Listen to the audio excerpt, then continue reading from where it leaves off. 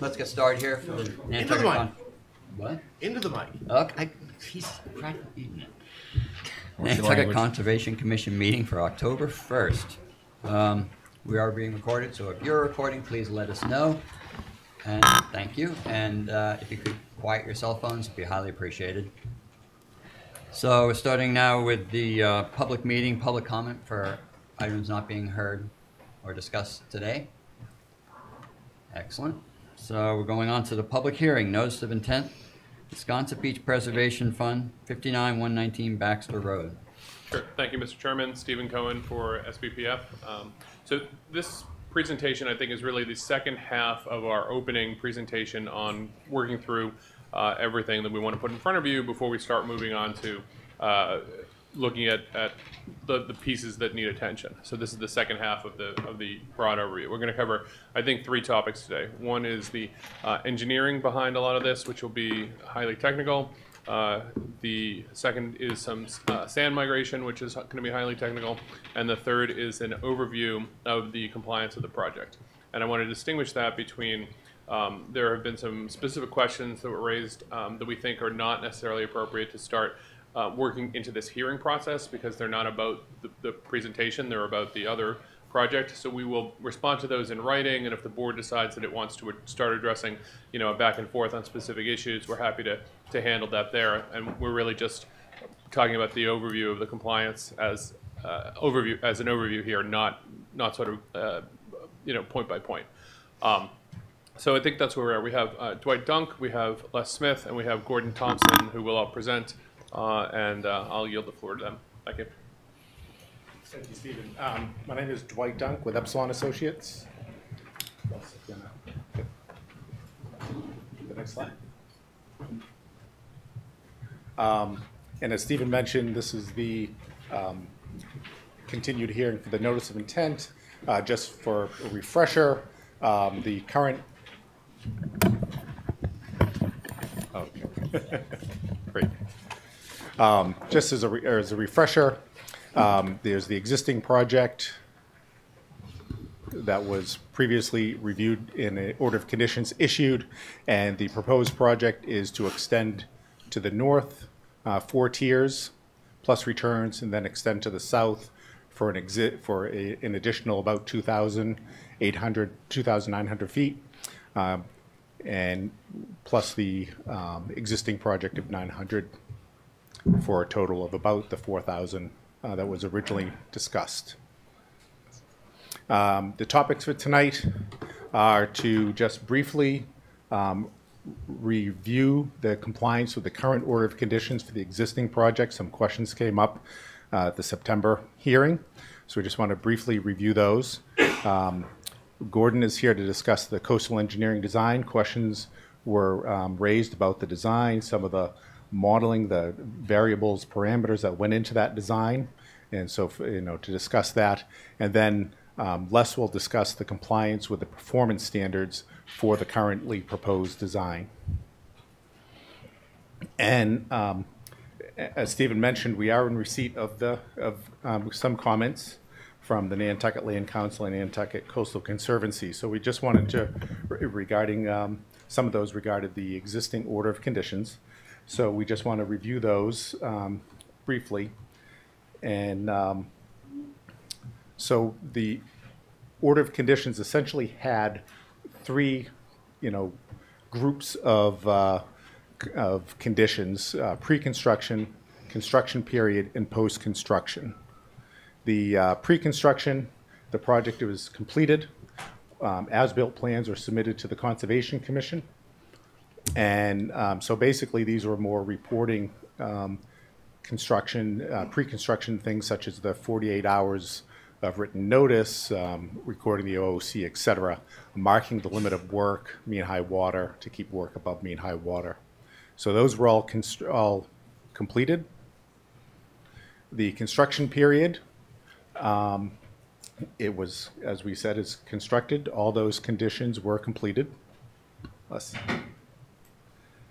And then what's the ongoing work is the post-construction conditions. And there are numerous monitoring efforts reporting efforts that are in that order of conditions. And basically we have quarterly shoreline surveys. We have survey of the shoreline with the bathymetry. This tool is what we use to track all the monitoring that needs to be done and the reporting. Annual survey of the bluff, aerial survey. Annual sand delivery reports. Those are submitted. The last one was submitted last month, September of this year, to report on 2017 and up through the end of the 2018 sand year. We have the groundwater monitoring that's been ongoing for the wetland, the quarterly report of daily construction logs, underwater video and of the benthic habitat offshore, in the near shore, but off the bluff. We have the beach invertebrate monitoring that's conducted, drainage system annual report, and then all of these various monitoring efforts, reporting efforts are rolled up into the annual report, submitted to the Conservation Commission, presented at a public hearing where the Commission gets to review it, comments. Many of the comments that we've received on this proposed project have been brought up, through the annual report of the current existing project, and so many of the issues have been addressed, and we will, as Stephen mentioned, we will address those in writing.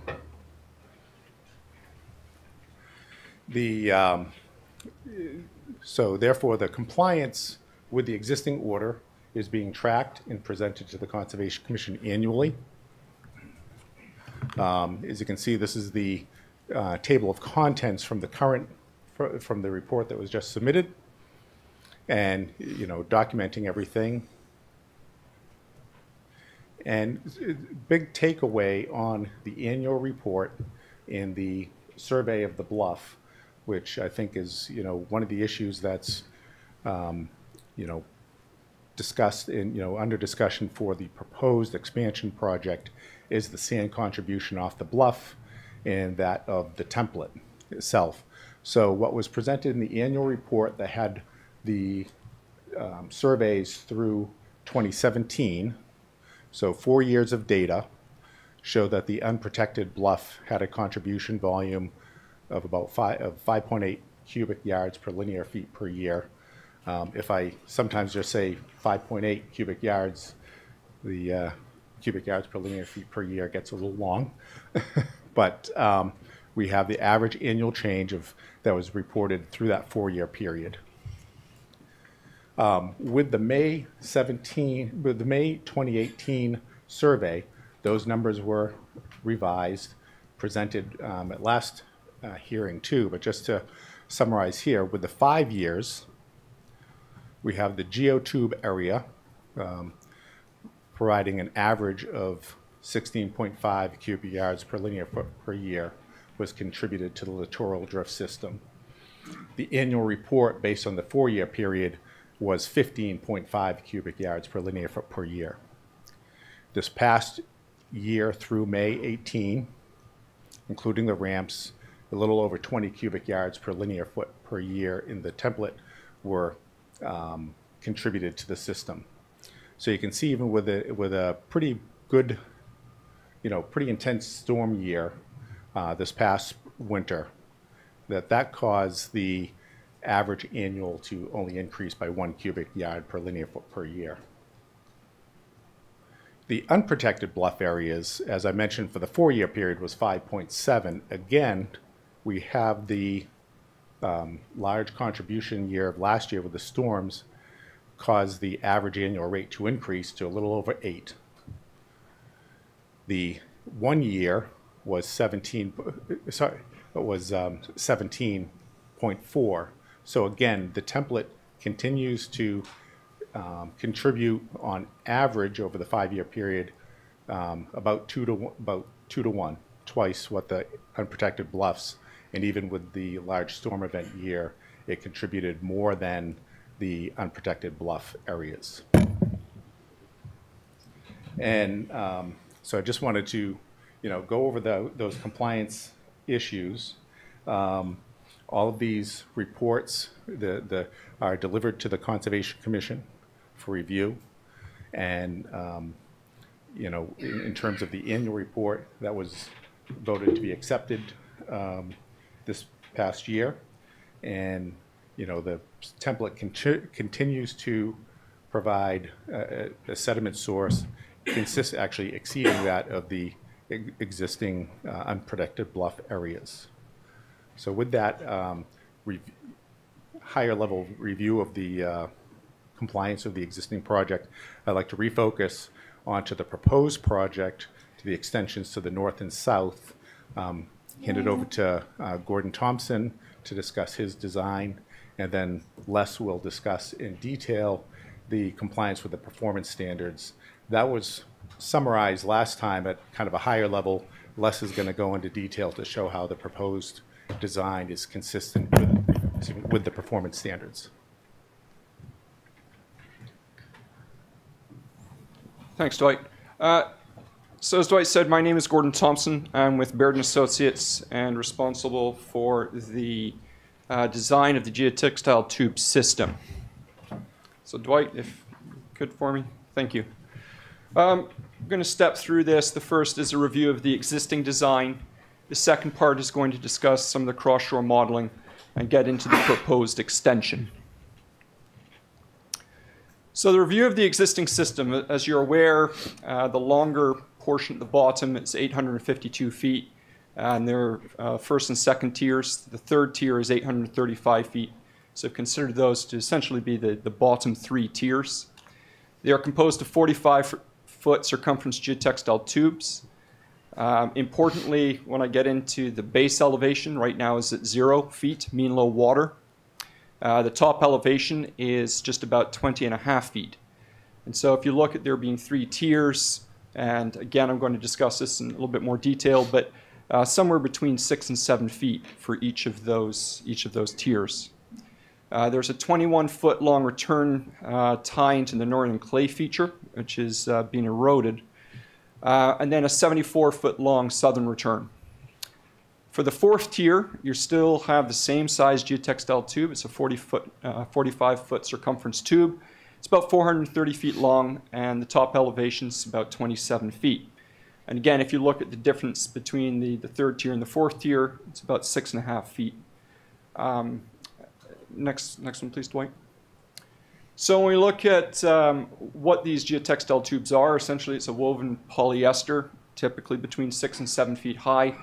And it depends on the pumping pressure. And what I mean by that is you fill these tubes with water first, and just depends how much water you can pump in, because the water is also flowing out. You create a slurry, and then you pump sand into that tube. So there's some small variation in the tube elevation. There's also a 5-foot anchor tube to protect against scour. And it's a smaller tube. It's just a few inches in diameter. But that's connected to a single geotextile fabric. We tend not to use that for design purposes. That really is more of a factor of safety.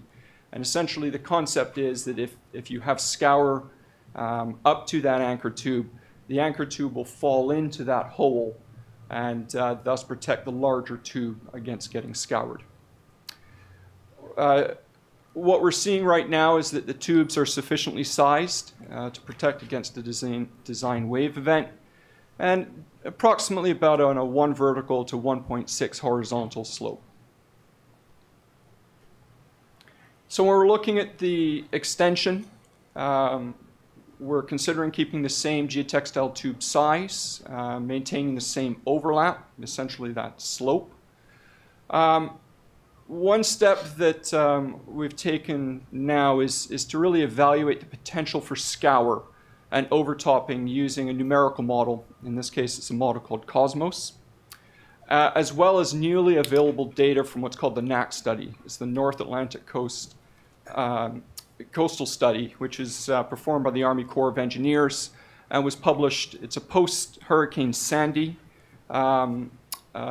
product and was published in 2015. So looking at the modeling, as I said, we're using a model called Cosmos. It is an in-house model that Baird has developed and applied now for probably about a decade and a half. It is what we call a cross-shore model. So it looks at moving sediment just in a cross-shore direction, not in on a longshore direction. However, it does include elements such as wave refraction, which is how a wave bends when it comes to the shore based on offshore bathymetry, shoaling, wave breaking, what we call set down and set up based on waves and wind, as well as run up. So when you have a wave that breaks, as most of you are probably aware, it breaks, and then you'll see that run up the shoreline. The model will account for that. We can also account for variations in grain size, and we ran a range of grain sizes for this analysis. I'm just going to show you the one that we ran for the grain size that most closely approximates the beach. We modeled the 100-year storm event. Again, this is based on the NACS data, North Atlantic Coast Comprehensive Study. And while we say it's a 100-year storm event, many people assume that, oh, well, that's going to happen 100 years from now. Well, that's not what that means.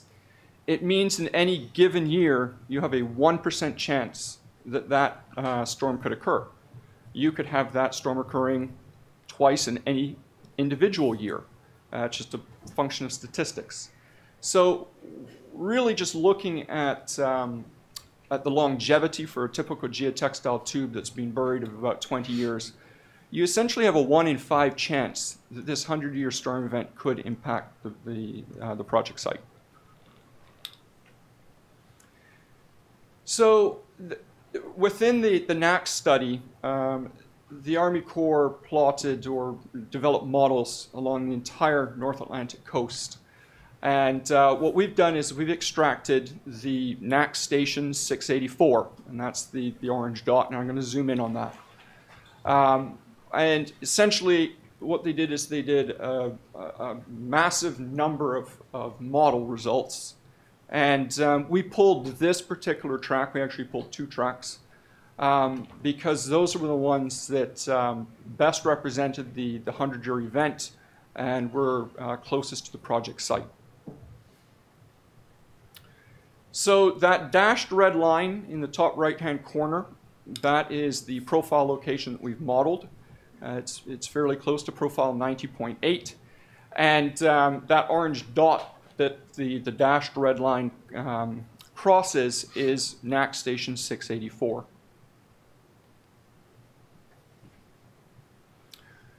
So we extracted a lot of data for station 684, and what you're seeing there is the return period and the wave height. And what I want to focus in on here is the return period of 100 years, the wave height is 13.9 feet. In a 100-year storm event, if you're further offshore, that wave height is going to be much, much larger. However, when the Army Corps modeled for this particular instance, it accounts for all the offshore bathymetry and the shoals, breaks those waves coming in. So we have extracted the data at that station 684. The other part is that the surveys that we have done over time actually extends out to station 684. So we have actual bathymetric data and topographic data on the profile that we've run. And then we're using data that the Army Corps has provided at station 684. The other part I want to point out on this graphic is you see return period 100, 13.9 feet. If you look at the 10-year return period, you're at 13.1 feet. So it's still a fairly significant event that can impact this area. So this is storm number 1. So the red triangles, those are wave periods. The x-axis, the bottom axis, is time. So you're going from 0 hours up through 96 hours. And what this red line is showing as wave period is before that storm actually impacts, you're going to see the longer swell arriving at the shoreline first. And as the storm approaches the shoreline, the wave period actually decreases, but you start to get larger waves. So the green line and that's labeled max wave height 15.4 is the point of the maximum wave height there. As you can see, the wave height is increasing over several days. You reach that peak and then it declines. The blue line is your wave angle, and that's using the right-hand vertical axis. At time 0, you have waves coming in from the northeast, which is in the 20 to 40 degree range. And then as the storm approaches, you actually see it, and the waves approach from the east and then to the southeast. And so that's all this graphic's really telling you. Next one, please, Dwight. So that's storm number 1. This is storm number 2. Fairly similar concept, slightly lower wave height. Next one, please, Dwight. And so we averaged those two. And then from that, we could then scale from in at about a 14.9 wave height down to 13.9. So this just gives you the input that we're putting into the model. So looking at the model results, the yellow, essentially rectangles, those are your geotextile tubes. Obviously, they'd be a little bit more curved in reality. The solid black line is the post-construction profile. So we've gone out there, we have constructed the geotubes, and we've covered them in sand. The dashed line is the pre-construction profile. And so just so you understand, we are building out in front of the bluff. So here's the model result itself. You have the post-construction profile shown in black, and then you have 200-year events. The first is the dashed yellow, and then you have the red. So I'm going to start off with that red line and explain why we have lowered the geotextile tubes from a base elevation of 0 feet mean low water to -3 feet mean low water. And you can see right where that lower tube is, how close the red line is to that 0-foot contour.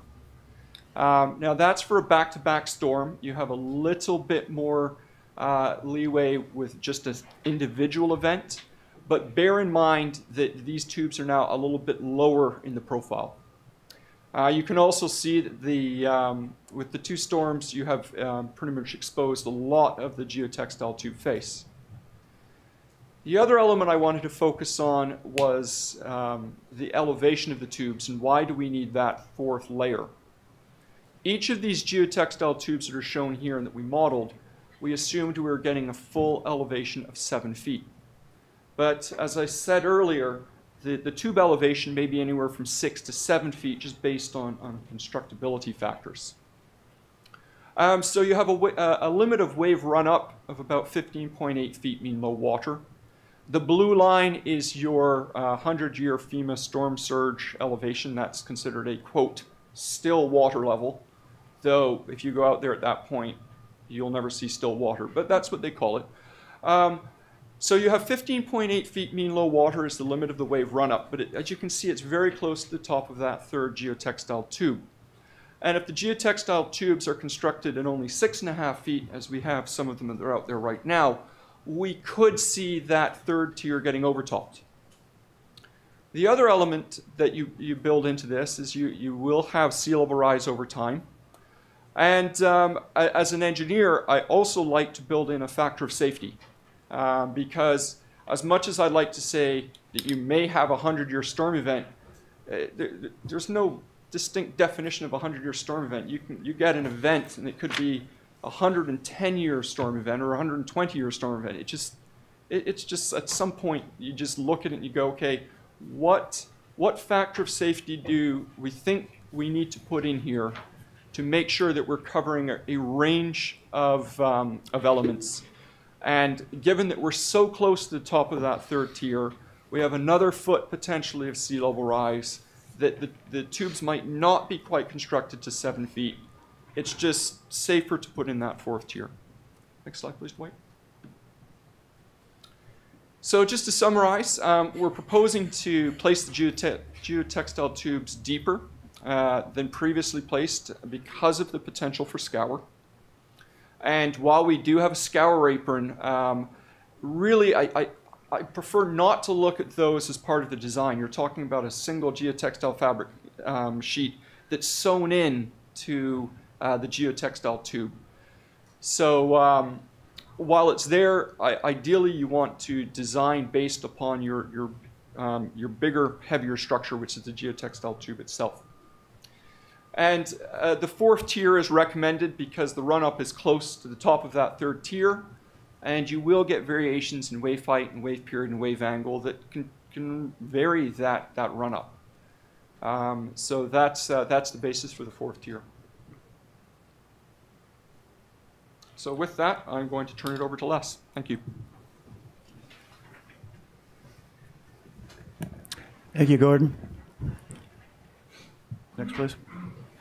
Go back to that again. I'm sorry. So I'm going to talk about the expanded project and focusing on the coastal wetland resource areas, their delineation, and performance standards. My name is Les Smith. I'm a coastal geologist with Epsilon Associates. They thought it might be useful to provide a little of my background. I have a BS in geology, MS in geological oceanography. I served as a commission officer in NOAA, served on the research vessel Oceanographer on the Pacific, which was a lot of fun. I headed up the scientific and engineering staff at Coastal Zone Management back in the late 1970s, early 80s. In that capacity, I was a co-author of the coastal wetland regulations, the geological side of it. Actually, on the biological side, I worked with Gary Clayton, who now heads up Mass Audubon. He was my co-worker working on the biological side of the wetland regulations. I'm a founding principal of Epsilon. We founded our company over 21 years ago now. My work focuses on permitting, erosion analysis, coastal sciences, and expert testimony. I just worked on a adjudicatory hearing down in Osterville. Worked on it on behalf of Mass Audubon and the Three Bays group, involving dredging of a barrier beach, a spit, moving that material back to the other end of the barrier spit to provide habitat for piping plovers. I work with John Ramsey on that project. Next, please. My presentation outline is shown here. First, I'll talk about the purpose of the presentation, some background on the Mass Coastal Wetland Regulations, getting into the meat of the regulations, talking about the definition of each of the resource areas, their characteristics, performance standards in terms of the compliance with the proposed project, a little bit of the permitting history on the project, and then getting into the Nantucket Wetland Bylaw compliance, their definitions, characteristics, also performance standards, and then a summary. Next, please. The purpose of our presentation is to provide a background on how the coastal wetland regs were developed, review the coastal wetland regulations and the Nantucket bylaw regulations and how the proposed project meets those regulations, those performance standards. And this review will provide the background details on why the proposed project should be approved. Next, please. So a little background on how the Mass Coastal Wetland Regulations were developed. This occurred back in the 1970s, and it occurred as a result of the Federal Coastal Zone Management Act, which is a program that federally funded states to put together state-based management programs on coastal wetlands and other resources. Massachusetts already had some good environmental laws in place. Massachusetts has always been a leader in environmental practice, but we needed some new performance standards-based regulations. The existing regulations at the time were just procedural. They didn't deal with any performance-based regulations, which we felt were very necessary. And we worked with then the agency, which was DEQE at the time, Department of Environmental Quality Engineering, now it's the Department of Environmental Protection, to develop these regulations to implement the Wetlands Protection Act for the coastal resource areas. The wetland regulations were developed at the same, at this time, that existed this time, remain largely unchanged, and I'll explain that next. There were 7 protected public interests at the time, in the late 1970s. Storm damage prevention and flood control tend to be the big ones for our project here at Sconset.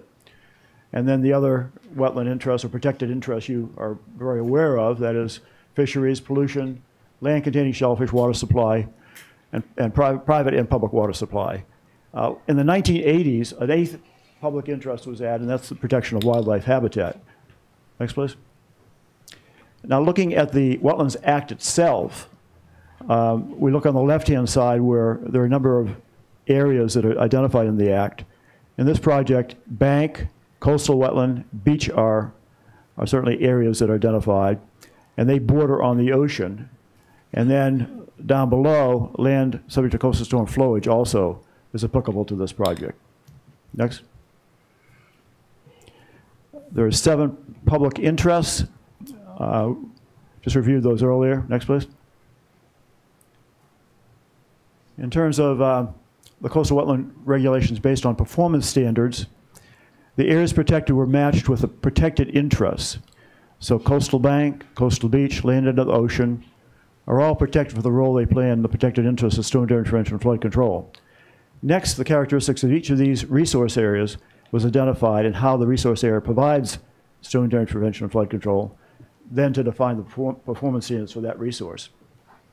Examples, for example, for coastal bank, it provides storm damage prevention and flood control by being a vertical buffer, providing a source of sediment to other coastal resources. The performance standards were then developed to continue to allow the coastal bank to be a vertical buffer and a sediment source. So in terms of Sconset, we have coastal bank, coastal beach, and land subject to coastal storm flowage as areas being impacted by the project or within which the project is located. Adjacent to the project, we have land under the ocean. We have coastal dune. Next, please. And again, here are the resource areas that the geotube work will be located in. Next, we're going to go into each of the wetland resource areas, provide the definition, the characteristics, and the performance standards. Next. We'll start with the coastal bank.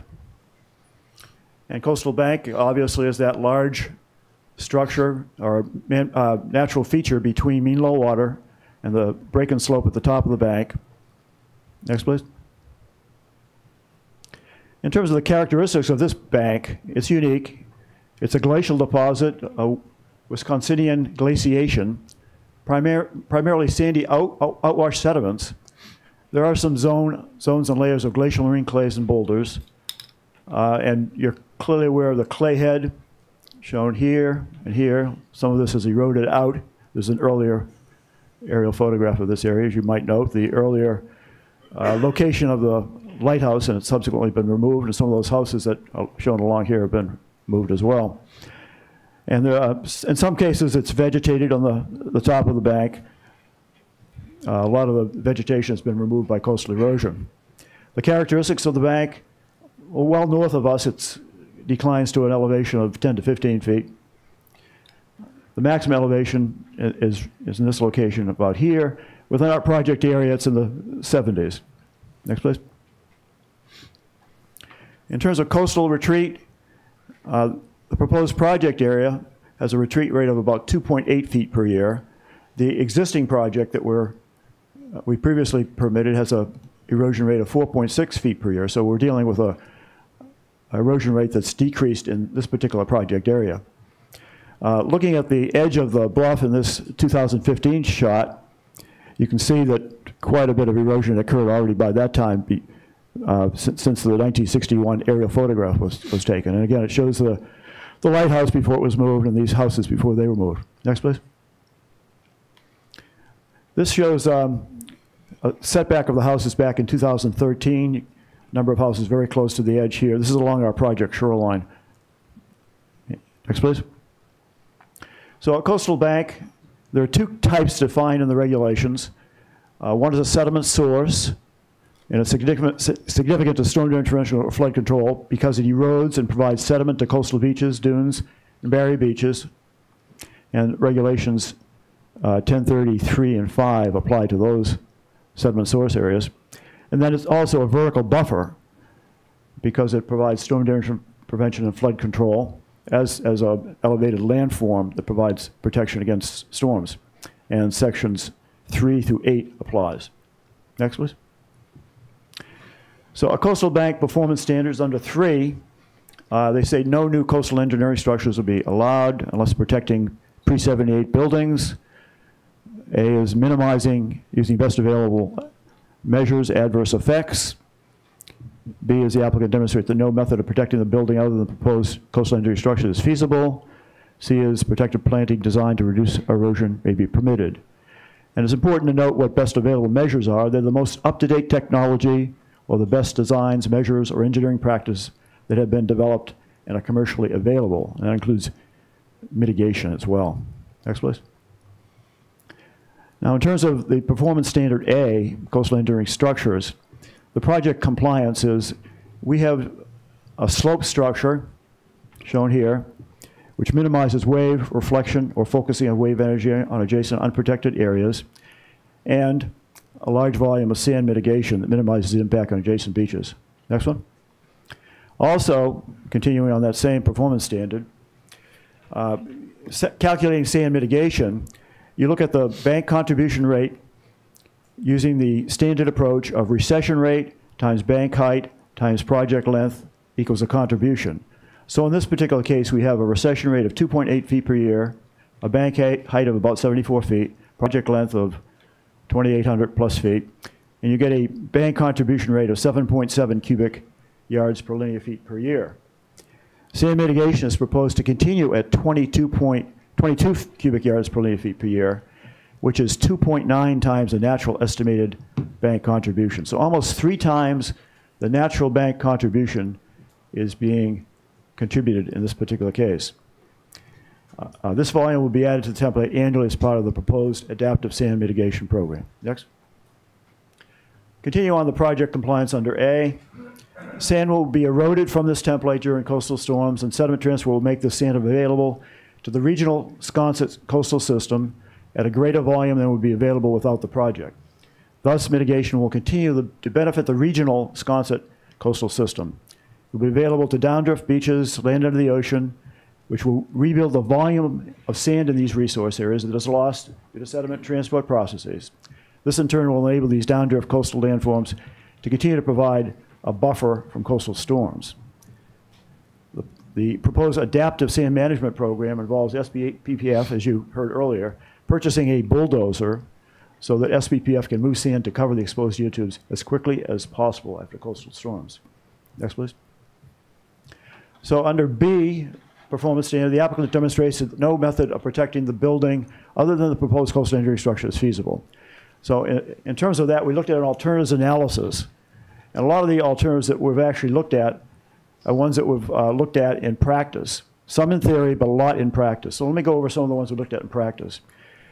First, managed retreat. We talked about moving houses. Beach dewatering, and we'll talk a little bit more about that. That was installed back in 2000. Beach nourishment, we applied back in 2006 and 2007. That was denied. Marine mattresses, gabions, that was applied back in 2010. Then biodegradable bags or envelopes, they've been utilized since the 2000s. They tend to be useful in smaller storms, but not effective in major or successive storms. And a revetment project was proposed back in 2013. Next, I'm going to show some slides of these. Managed retreat, you've seen many houses that have been moved. Here's one that was moved at Lugosh on 85 Baxter Road, a very big structure. They actually moved that down to Monomoy. It was so large they couldn't fit it onto any of the lots on the landward side of Baxter Road. Next one. Beach dewatering, that was installed in 2000. It was located in the swash zone. It was designed to lower the water level table and therefore attract sand. It was installed in 3 locations. 2 locations had constant operational difficulties. It was very difficult. It was a very harsh environment out there. And they ultimately were removed. The beach did not build out the location of the did build out in the location of the 3rd system, which is down towards Codfish Park. And that system actually is still in place, not operational, but still in place, because that area has actually grown and built up. Next, please. In terms of beach nourishment project, back in 2006, 2008, we talked about placing 2.6 million cubic yards of sand along 3.1 miles of shoreline. The sand was to be obtained from an offshore borrow site. There were concerns about offshore migration of sand covering sensitive cobble habitat areas and results in adverse impact to the local fishing industry. An advisory referendum in favor of the project was defeated at Nantucket town meeting by voters in 2008. The proposal was withdrawn. Next. We then proposed a marine mattress and gabion system back in 2010, which was denied. That involved gabions with anchors, a sand fill, and a sand cover. Not actually too different from what's being proposed now in terms of the geotubes, but in terms of the marine sand cover, that is. Next, please. Then we looked at some biodegradable terraces in the early 2000s to the present. They were installed for several years, served as a useful stopgap, and some are still out there. Only the loosest weave material was allowed. They're very porous by design, so they let material out onto the coastal beach, and they required very frequent maintenance. Next, please. They provided some protection during smaller storms, but failed and lost their sand during major successive or multi-day storms. Homeowners lost about 30 feet of bank in one of the storms back in 2012, 2013. They're not considered robust enough for severe storm areas where no further bank loss can be tolerated. This shows a photograph of one of those areas that was failing. Next, please. Then the Revetment Project in 2013 has shown this project.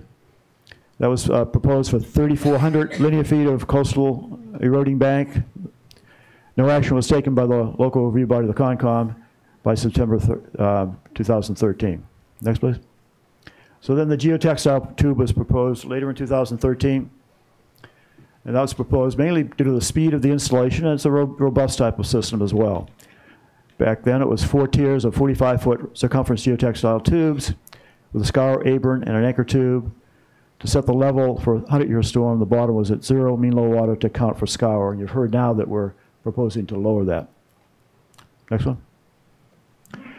That had a long permitting history. The application first was made in July of 2013. October, the geotextile tubes were filed. The revetment, excuse me, was filed in July. The geotextile tubes were filed in October. We had emergency application filed in November, late November. Then an emergency application was denied on the 27th of November. The 29th, it was appealed to the state, DEP. The state approved the appeal for 4 tiers. Then later in December, the town approved the emergency request, but only for 3 tiers. December, January, 3 tiers of geotextile tubes were constructed in 2014. Next, please. Continuing on with the permitting history, in March of that following year, a follow-up NOI was filed. The town denied that NOI in June. Later in June, the denial was appealed to DEP. By December, DEP approved the project, issued a SOC. 2015, January, the town appealed the state approval to an adjudicatory hearing. That was settled in August. In October, the town approved ongoing maintenance of 3 tiers and installation of a 4th tier and returns. In fall, construction of the 4th tier and returns occurred. So that was a long process. I think having gone through that process and shown success, we're very hopeful that we will have a much smoother process this time around. Next, please. So in terms of the next performance standard for coastal bank, number 3, protective planting designed to reduce erosion may be permitted. We've been using native vegetation plantings on the upper portion of the bank face, and that reduces runoff-related erosion. You can see that in green here. Next. The next performance standards on the coastal bank, that deals with permitting a project that's permitted under 310.303. This does not apply. The project is being permitted under this particular standard. Next, please. The next one is performance standard 5. It's for new buildings. This does not apply. We're not proposing any new buildings. Next one. Number 6, no adverse effects on the stability of the coastal bank. This project has been designed to maintain the stability of the coastal bank, thus it complies with the standard. Next one. Number 7, this deals with coastal engineering structures. The project complies with this because we're stabilizing existing bank face in accordance with 1030-3. Sand mitigation and shoreline monitoring will be conducted to ensure that downdrift beaches are not impacted. And again, we have the annual bank contribution rate of 7.7 cubic yards per linear feet per year, which again is a current mitigation requirement of 22 cubic yards per linear feet per year. Then that's 2.9 times the average coastal bank contribution. Next one. This contribution volume is significantly higher than other known projects in Massachusetts. Typically, the volume of mitigation is only required for the average bank contribution, not almost 3 times the average. So we're really much, much higher than the average project in Massachusetts. And some projects in Massachusetts don't even have sand as a contribution requirement. and sometimes it's dropped after the conservation or the project goes through its 3 years of the first notice of intent review. A more adaptive mitigation approach is proposed for this project, refilling the template of 22 cubic yards per linear feet per year prior to each storm season.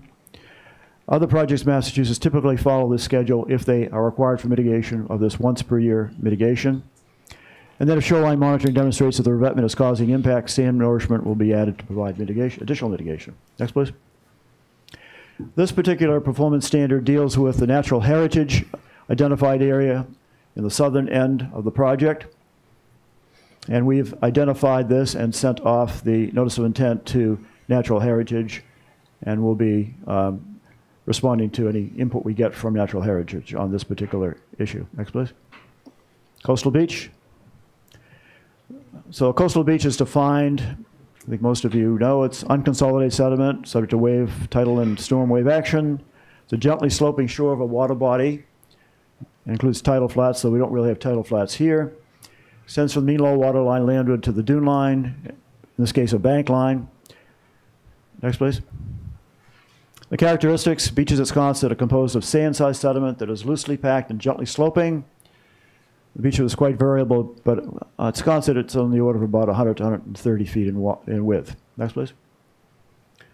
So the performance standard for coastal beach number 2 is when a coastal beach is determined to be significant to storm damage prevention and flood control or protection of wildlife, then sections 3 through 7 shall apply. Next, please.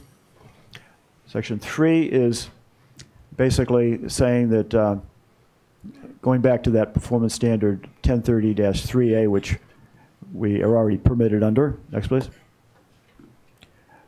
Next, under performance standard 4, not interfering with littoral drift. This project is located above the zone of littoral drift, therefore we're not impacting that. Next, please. Next is 5. This is identifying coastal beach nourishment with clean sand that may be permitted, and we are obviously proposing clean sand mitigation from on-island sources previously approved by the Commission. Next, please. Next is work on a tidal flat. We don't intend to work on any tidal flat. We're not working on tidal flat here at the project. Next one. This is the natural heritage identified area for the coastal beach. We already talked about that for the coastal bank. The same applies here. Next one. Land subject to coastal storm flowage. We don't have performance standards for coastal storm flowage areas, but obviously the FEMA maps define where those areas are, where the 100-year storm surge is, and that's shown in the map on the right. It covers the coastal beach up to the coastal bank. Next one. Project compliance. Again, there are no performance standards for land subject to coastal storm flowage. Actually, DEP, I worked with them on a task force a number of years ago working on performance standards. However, they decided not to adopt them at that point in time. They do have a new task force that's working on those, and I was asked to provide some input to what they're considering at this point. So we probably will see some performance standards down the road from DEP on this resource area. Next, please. Now, Nantucket Wetlands Bylaw. So first to coastal banks. Now, a number of your, next, please. A number of your performance standards are similar to the state, but you build on them with other interests and other things that you like to take a look at in addition to what the state looks at. In particular, under banks, you also talk about wetland scenic views under the definition. Next, please. And in particular, this particular project does not include these various sections under your coastal bank performance standards. That is for piers, elevated walkways, septic systems, or buildings. Next, please. It does include, under number 1, coastal engineering structures, requiring them to be pre-78. And legally, this project, under compliance, has to protect a structure that has been substantially improved either or a public infrastructure built prior to 78 from imminent danger. This project has both of those components to it. And the project objectives are to protect Baxter Road and other infrastructure, which is something that you like to see under your local bylaw. We also protect and preserve the entire historic, largely pre-78 community, which Necessary includes a number of post-78 homes as well as pre-78 structures to which various alterations have been made. Next, please. Continuing on that same performance standards, we involve protecting and possibly extending the Sconset footpath, the proposed public access ways to the footpath and to the beach between properties. Note that many houses have already been moved, others have little room to move, and the town voted for the existing project recognizing that the public infrastructure is in imminent danger and should be protected in place. And an MOU was entered into between the town and SBPF recognizing this. And then a memorandum also specifies planning for up to 4,000 feet of coastal erosion structures in the areas of the existing project and the proposed project area. Next, please. Continuing on that same performance standard, bank recession is in progress from north to south, and many homes have been forced to move off their lots due to erosion. We looked at the analysis of bank retreat for the existing project and documented that single season rates could be as high as 40 feet based on measured bank recession from 2012 to 2013, even greater since then. The homes and infrastructure in the project area are all in imminent danger because they could be destroyed if another season or two of significant bank erosion occurs. The project does not involve rebuilding any bulkhead or groin. And the alternative analysis referenced in the NOI demonstrates that no other alternative is feasible to satisfy the project objectives. The Phase 1 order of conditions approved by this project design with mitigation to protect houses and infrastructure. Next one.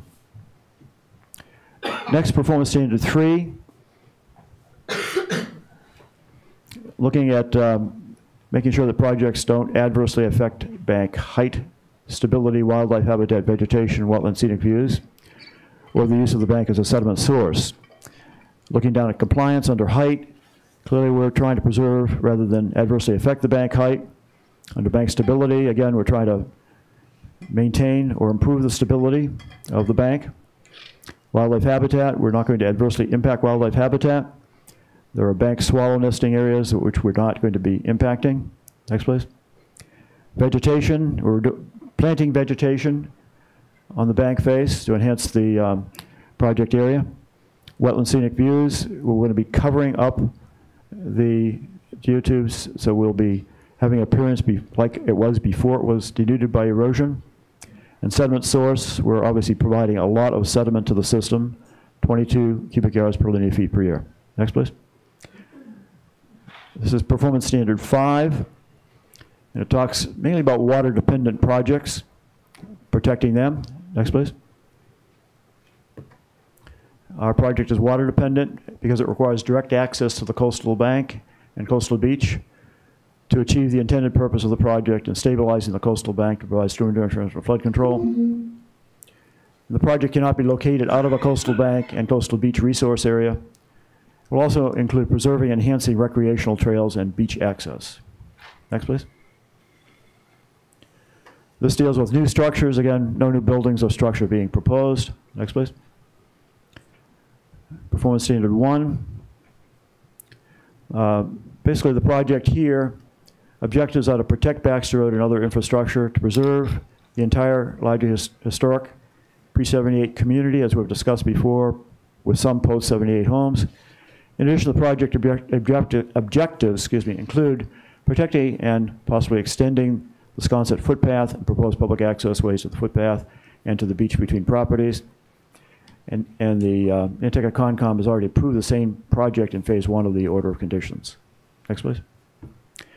Coastal beaches, similar definition as to the state. Next.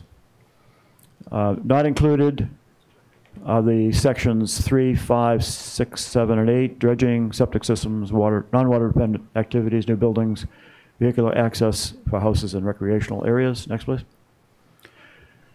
The section 1 talks about that section of the 1 through 8 of land under the ocean shall apply to coastal beaches and tidal flats. Land under the ocean is defined by the state regs. We've already talked about that earlier. Next, please. Under the coastal beaches, the work does not involve anything seaward of the mean low water line, So anything seaward of that does not apply. And these various other sections do not apply. That is 1, improvement, maintenance dredging, 2 is dredging, 3 is residential piers, 3 is commercial piers, 5 is commercial residential piers, 6 aquaculture, 9 is non-water dependent projects. And even if the section were applicable, only standards that would be relevant are those provided under coastal enduring structures and water dependent projects, which we will review. Next, please. So this is section 7, again dealing with no new bulkheads, coastal enduring structures, and we've discussed this previously that we're in compliance with that section 202B2, so we're in compliance. And go back up. The Nantucket Concom approved the same geotube design under the phase 1 order conditions. Next, please. This is performance standard 8. This is for a water dependent project. Obviously, we're a water dependent project. There are several performance standards under there. There's one for wildlife, erosion control, where we previously just discussed wildlife. And we'll be having obviously a positive effect on erosion control. Next. Marine fisheries and shellfish beds. No project activities will occur seaward of mean high water, that is, and hence won't have adverse effects on marine fisheries or shellfish beds. And storm damage prevention and flood control, obviously, project is focusing on providing those public interests. Recreation will not adversely impact recreational uses along the beach. Actually, we're helping to maintain that beach with the mitigation that's being provided. Next, please. This performance standard says no environmentally better way to control an erosion problem. And again, we've looked at alternatives. We went through each of the alternatives that were already practiced out there. Other alternatives have been looked at and rejected because the proposed project we feel is the best alternative available. Next, please. Also under this performance standard, protecting buildings, we've talked about how we're doing that. Substantially improved and habitable space are a couple of things that we talk about in the notice of intent as well in terms of how we are evaluating those. Next, please. Under this section 4, the project uses clean fill, consists of putting clean beach-compatible sand into the littoral system. And in terms of tidal flats, we don't have any tidal flats that we're dealing with here. Next. Performance standard 5 says the commission may impose additional requirements that are deemed necessary to protect the interests under this bylaw. We feel that we've designed a project using best available measures and that this should be considered in the process of reviewing it by the Conservation Commission. Next, please. Land subject to coastal storm flowage. Similar definition, basically the FEMA defined 100-year flood. Next. In terms of the various performance standards, does not include 2, 3, and 4, use of pollutants, underground fuel tanks, and new buildings. Next, please. In terms of compliance, will not be reducing the ability of land subject to coastal storm flowage to absorb and contain floodwaters. And by stabilizing the bank face and providing protection at the toe of the bank, the project will enhance the bank's function of buffering inland areas from storm damage. Next, please. This is similar to one we've already reviewed. We recognize that the Commission may impose additional requirements necessary to protect the interests under the bylaw. Next, please. Waiver request. The applicants request a waiver from the following local performance standards for coastal beaches and coastal banks, if necessary, that is. Section 202B2, B7, and 205B1 as appropriate. This request is hereby made in connection with the proposed construction of the Geotube project, Geotextile Tube project, that is. And not every pre-78 structure in the project area on both the landward and seaward sides of Baxter Road may meet the definition of not substantially improved. And the applicants also request that any other waiver that the Commission deems appropriate be considered as well. Next, please. Summary. The project meets all of the performance standards in the Mass Wetlands Protection Act, regulations for coastal wetland resource areas, including beach, bank, land subject to coastal storm flowage. Same is true under the Nantucket Wetlands Performance Standards. and we are making a waiver request under the Nantucket Wetlands Bylaw. Thank you very much.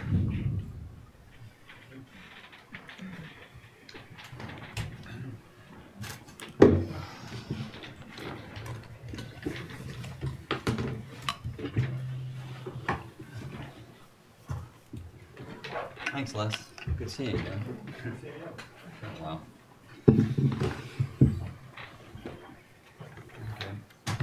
So we're going to open this up to questions, starting from the commission.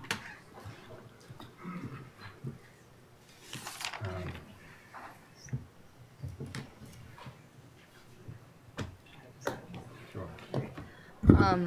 So my first question is regarding the want to change the sand mitigation or the adaptive management strategy.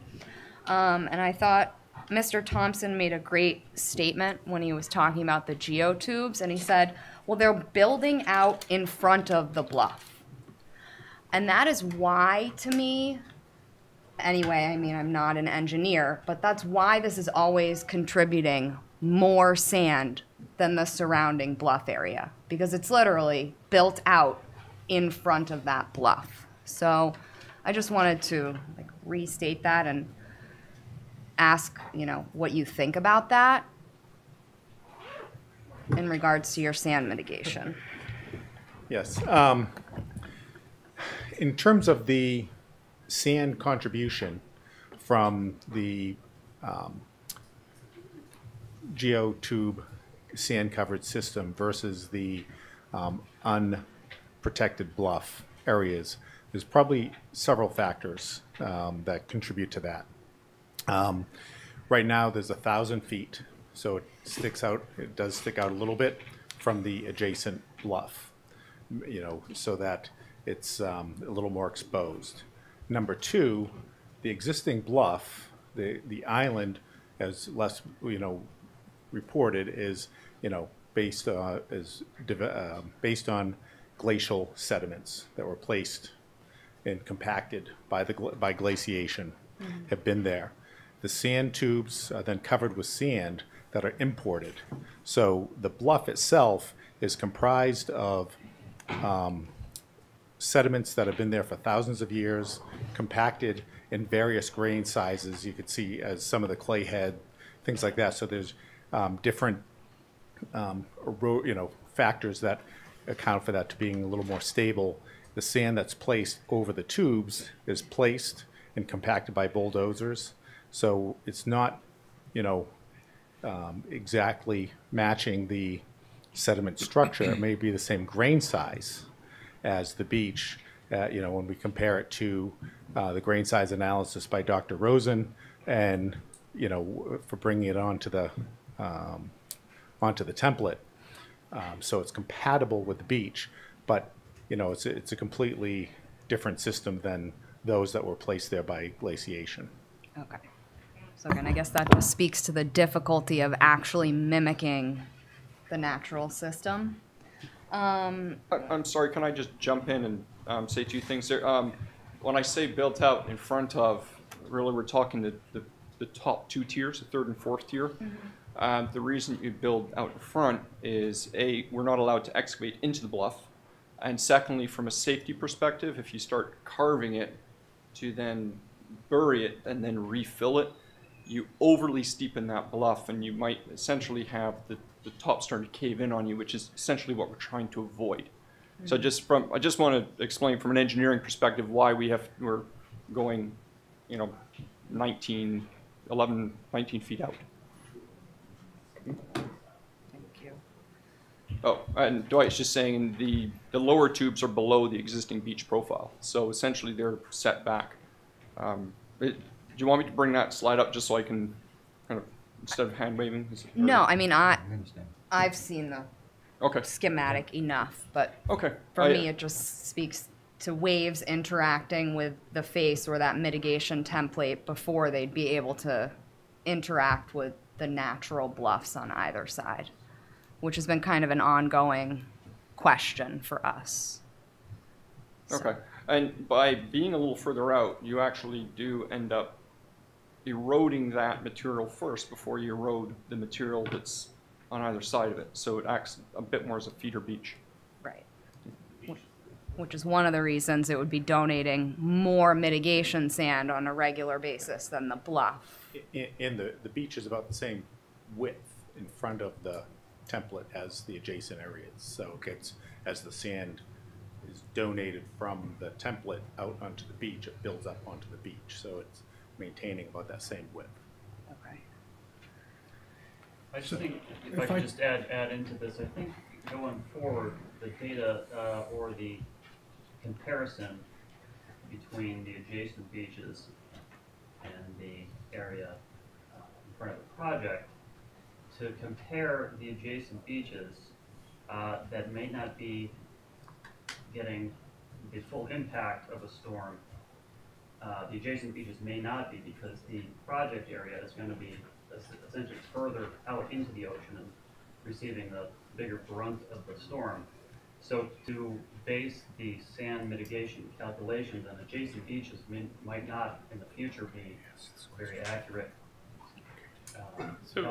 calculator. You know, if I could make a point here, there's a very simple fact, which is that the coastal engineering structure is not the same as the natural bank and doesn't contribute sand in the same way, and it never ever will.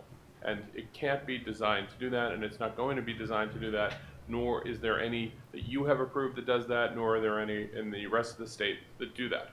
Nor is that the legal standard under the state law or under the bylaw. So it's easy to point and say, okay, this is not the same as that, because it's not, right? You know, you don't obviously want us to excavate the bank to have the coastal engineering structure within the bank at the same place. Nobody wants that, nobody's proposing that, and it's not going to happen. It wouldn't be approved. What we have is a system that is supposed to mimic the volume of sand that would otherwise be contributed. And in fact, we're just making the point of we are actually contributing more than what is naturally contributed. And I think based on some questions that have been asked and some points that have been raised, I think we'll have a separate presentation on why the sand that we have here is the right amount of sand and the way it's contributed is right. But I think there's a repetition of an incorrect narrative that for some reason we're supposed to be mimicking the place, the time, the date, the exact moment of sand contribution, and all of that is actually not the legal standard, nor is it the environmental standard on whether or not the sand is being used. I mean, just to go for 5 seconds into it, sand doesn't come off the bluff and then go in to where it's going. Sand comes from the littoral system. So the contribution into the water is not then used immediately. Most of the sand that is spread out on the beach during these storms is coming in from the ocean, coming in from shoals. So the question really is, are you feeding the shoals enough sand? Not the question of, are you dropping enough sand onto the ground at the exact moment during the storm? The storm is a highly dynamic event in which most of the sand involved is not actually coming from the bluff at that moment. So this sort of inaccurate idea that we need to focus on at the moment is not the legal standard, nor is it the environmental standard. So we'll go into that a little more, I think, as a separate point, because it's a highly technical point, and frankly, it's not the one that I'm going to talk about best. But I do want to just sort of footnote that this idea that everything is a little different is not actually some discovery of a problem. It's how these things work. So what we need to, I think, focus on is the volume of sand a sufficient a volume, and is the way that it's being contributed done in a way that doesn't have negative impacts and it's consistent with the law. And so I think we'll do a separate presentation on that issue for you. But I think you're right that it's not the same because it's not supposed to be.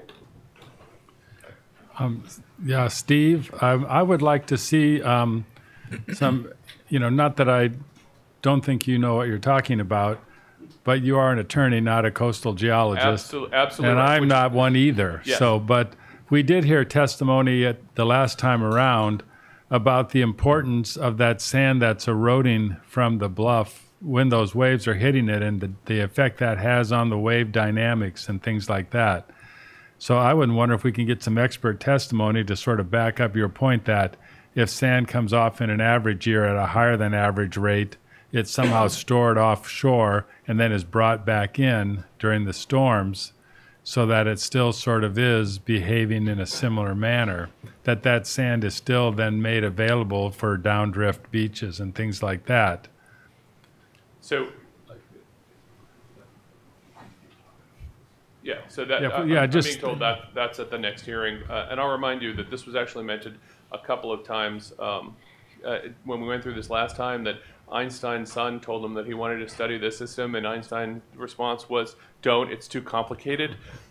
So, you know, I'm not going to talk about it at all, or I'm going to try to avoid talking about it. It is so far beyond my area of expertise. But I do want to make the point when we talk about the legal issues in terms of the state law and the state regulations, that it's not, are you putting the sand in the same exact place, and is it being contributed at the same exact time? Neither of those are actually the questions before you. Is the volume right, and are you doing it in a way that avoids negative impacts? And are you doing it in the most appropriate way? So we'll do a separate presentation on those issues through someone way more qualified than me. Real quickly, we had scheduled sediment transport and mitigation volume for the second, actually I guess it would be the third hearing, tentatively. So we'll go over the schedule again at the end, but that's what we had down for 2 weeks from now. Thank you.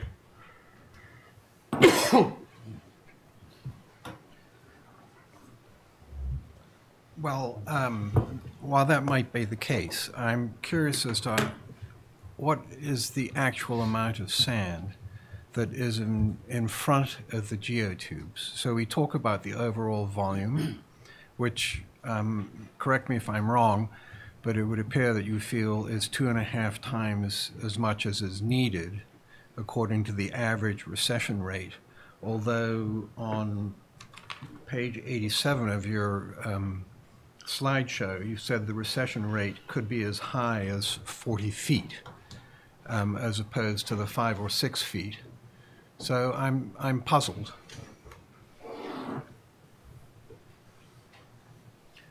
Because I don't see how the amount of sand on the front of the geotubes can possibly be the equivalent to how much sand is released from the bluff during a major 3-day storm, when we saw this spring that most of the sand that had been put down in mitigation was on top of the tubes, and so didn't, wasn't part of the participation of the sand during the storm event.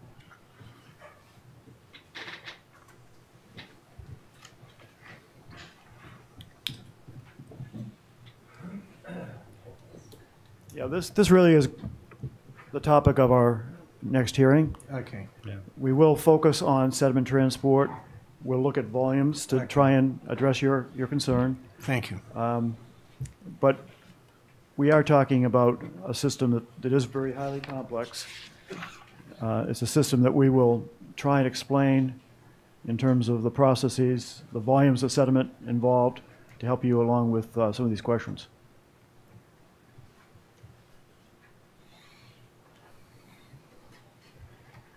Yeah, I did also, I mean, I don't want to, obviously we're not talking about, I agree we're going to get more in depth on the mitigation, but I will make one point that CZM's letter that pretty much led to the approval of the current structure out there did agree with the 22 yards per cubic foot nourishment in their letter, along with the emergency approval for the structure. So, I mean, there's a legal point for you. Yeah, I can address that a little bit. I think that what CZM did at that time, and when we met with Jim Mahala and the state people about this, was that they felt that this was such a large project that there should be some caution built into it, and that as we went through the project, that wasn't necessarily going to be forever, that we should see how it goes and then work back from there, or keep it or expand it, or whatever the facts on the ground showed. So I think what we want to do here is essentially propose a project that has nearly 3 times the amount of average sand contribution available, but that the contribution would try to mimic the volume, the more natural volume, and to the extent you know, you want to have, we've actually had informal conversations with DEP about that, and they seem comfortable, and I think actually suggested the adaptive model that we're proposing here. So it's not something, I think, that we would be afraid of having go to the state for review. No, I think that would be definitely got a review from the state on this one.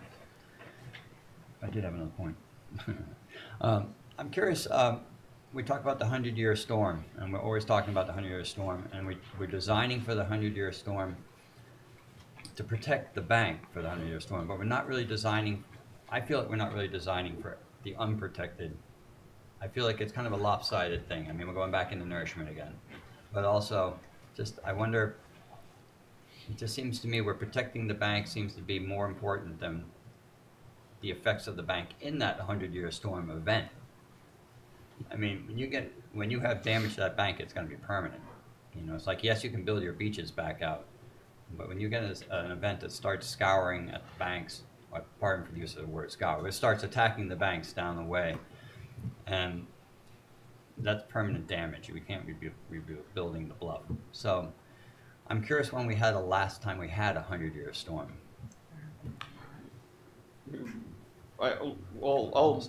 We're probably going to tag team on this as well. When you say a 100-year storm, you first of all have to define what you mean by 100 years, because you can get a 100-year wave event, you can get a 100-year storm surge, and they might not both be the 100-year total event. So if you go back to 1991, I think is when you'd be looking at the last 100-year surge event. And then when you say a wave event, you have to be very specific as to the location of that wave event, because obviously a 100-year wave event at Sconset might not be the 100-year wave event down in Martha's Vineyard or further down along the coast. So what I need to go back and do to answer that specifically is just go back to the NAC study, see what data they used. But the way they did it, they compiled a lot of data along the entire coast and came up with what they call synthetic storms and ran those. I can get that number for you with respect to period, wave height, and storm surge. To your other point of we're trying to protect the bank, you're absolutely correct. Once you have failure at the very top of the bluff, it's not something you can build back out. And what you do see, we talk about everything with averages, but that's the bank doesn't move back uniformly. The bottom will tend to scour and recede, and you'll have an overly steep bank that will then fail. It could fail during that event. It could fail a little while after it. And you can see that variation in profiles when you look at the history of profiles being collected over the past decades. So there sometimes is a lag between the bottom scouring and the top failing. So I think that's sort of where you're going with some of that point. When we look at the 2017 versus 2018 data, you can actually see that in the profile, in a few of those profiles. So with that, I will I'll make a point later. Yeah, again, in terms of sediment transport, it's really all about volume of material that's available. And again, we are providing almost 3 times the bank contribution, the natural bank contribution. That material is going down drift, providing a buffer for the coastal banks down drift. Those areas are not, in terms of the monitoring we've been doing, not showing that they're adversely affected by the project. They're not eroding at a greater rate than this project is. So that's what we'll be discussing next week, but clearly that volume of sediment is very important, and we are providing a lot of sediment, and it's doing its job. So, Andy, I have a question for you. I think I understand your question, and I want to sort of repeat it back and see if I got it right. You're saying that we're focusing on protecting the bank at this 100-year storm, but what about the fact that during a 100-year storm there'd be so much more loss? Are we factoring that in too? Is that your question? That's what I'm getting at. Yeah. I mean, and I understand you're trying to design these so that they will always give off sediment, but I know we're going to talk about sediment down the road here, so I don't want to dwell on this. But yeah, let me give you sort of a general answer that I think ties that in, which is that the sand sediment that we'll talk about next time is going to talk about how there's both sand based on this historic number, but also a minimum number. And the minimum number deals with the fact that if there is a outlier event, that would trigger something else. So if there is a 100-year storm or something that causes the natural bank to contribute more sand than what we've been doing here, there would be a factor to deal with that. So we're never fall behind. So to the extent we're protecting from this massive thing, we're also factoring in that if we ever fall behind, we contribute to deal with that. It's unlikely, but it's something that can easily be built in because it's so measurable. So I have some questions for Mr. Thompson. So could you tell us a little more about the NACCS model that you use? In other words, does it take into account shifting sands? How is it created? So the NAC study is just providing us the wave data. So that's the input when you're talking about wave height, wave period. The water level is set by the FEMA flood elevation. The Cosmos model is the one where you're actually taking that data and moving sand around. Within that model, you are accounting for the fact that waves, as they get into shallower water, will break and then reform. It will take into account shoaling. So the front of the wave, what we mean by shoaling is the front of the wave starts to fill bottom and slows down. The back of the wave is still moving a little bit more quickly. So it tends to increase in elevation. It will take those kind of aspects into account. So with respect to coastal engineering, it's a fairly standard model with respect to the underlying physics within that model. And I can get you a lot more detailed background on how that model operates. I'll take your word for it. Okay. So when you say the NAC station 864 was used as because it was closest to the project site? Yes. Didn't it say on the model results that in fact it's over 4,000 feet from the beach? So would that have a bearing? The wave height that you quote has over 15 feet. Would that necessarily be the same as the height that is hitting the beach? No. And so the model will account for that. So what we'll do is the entire length of the model extends out to that point. And then we're taking from the NAC station that's offshore, we have the input data, the wave height, the wave period, the wave direction. And then the model will take it the rest of the way in. And the model will then account for variations in your wave height. It will account for the fact that your wave may actually be changing in direction slightly. And that's what we call refraction. So the model accounts for that progression of the wave from offshore to onshore. Got you. So when did storms number 1 and number 2 actually take place? Could you let us know? Those are synthetic storms that essentially were generated. Again, I can give you a reference to that if you really want some good nighttime reading. I mean, it's well, I'm curious, but my eyesight is failing. Yeah, so, it's one of those where they develop a series of storm events, and you really have to. I can provide you a reference for how that is, and they have a whole appendix on that within the NAC study. Got you. Well, thank you. Well, that's the Corps. I got to hand credit where credit's due. So that's the Army Corps of Engineers.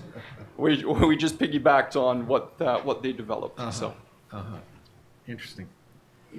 So how does that wave energy change when it hits the exposed geotube? Like right now you have almost 900 square feet or 900 feet. Now you're going to go to 4,000. How does that energy change? Does it accelerate? Does it the NSCO that Andy's talking about and piggybacking on that? So that model is what we call a cross-shore model. So it's just looking at that one line, that one slice when it comes in, and you're just looking at wave energy dissipation and water elevation and then moving sediment.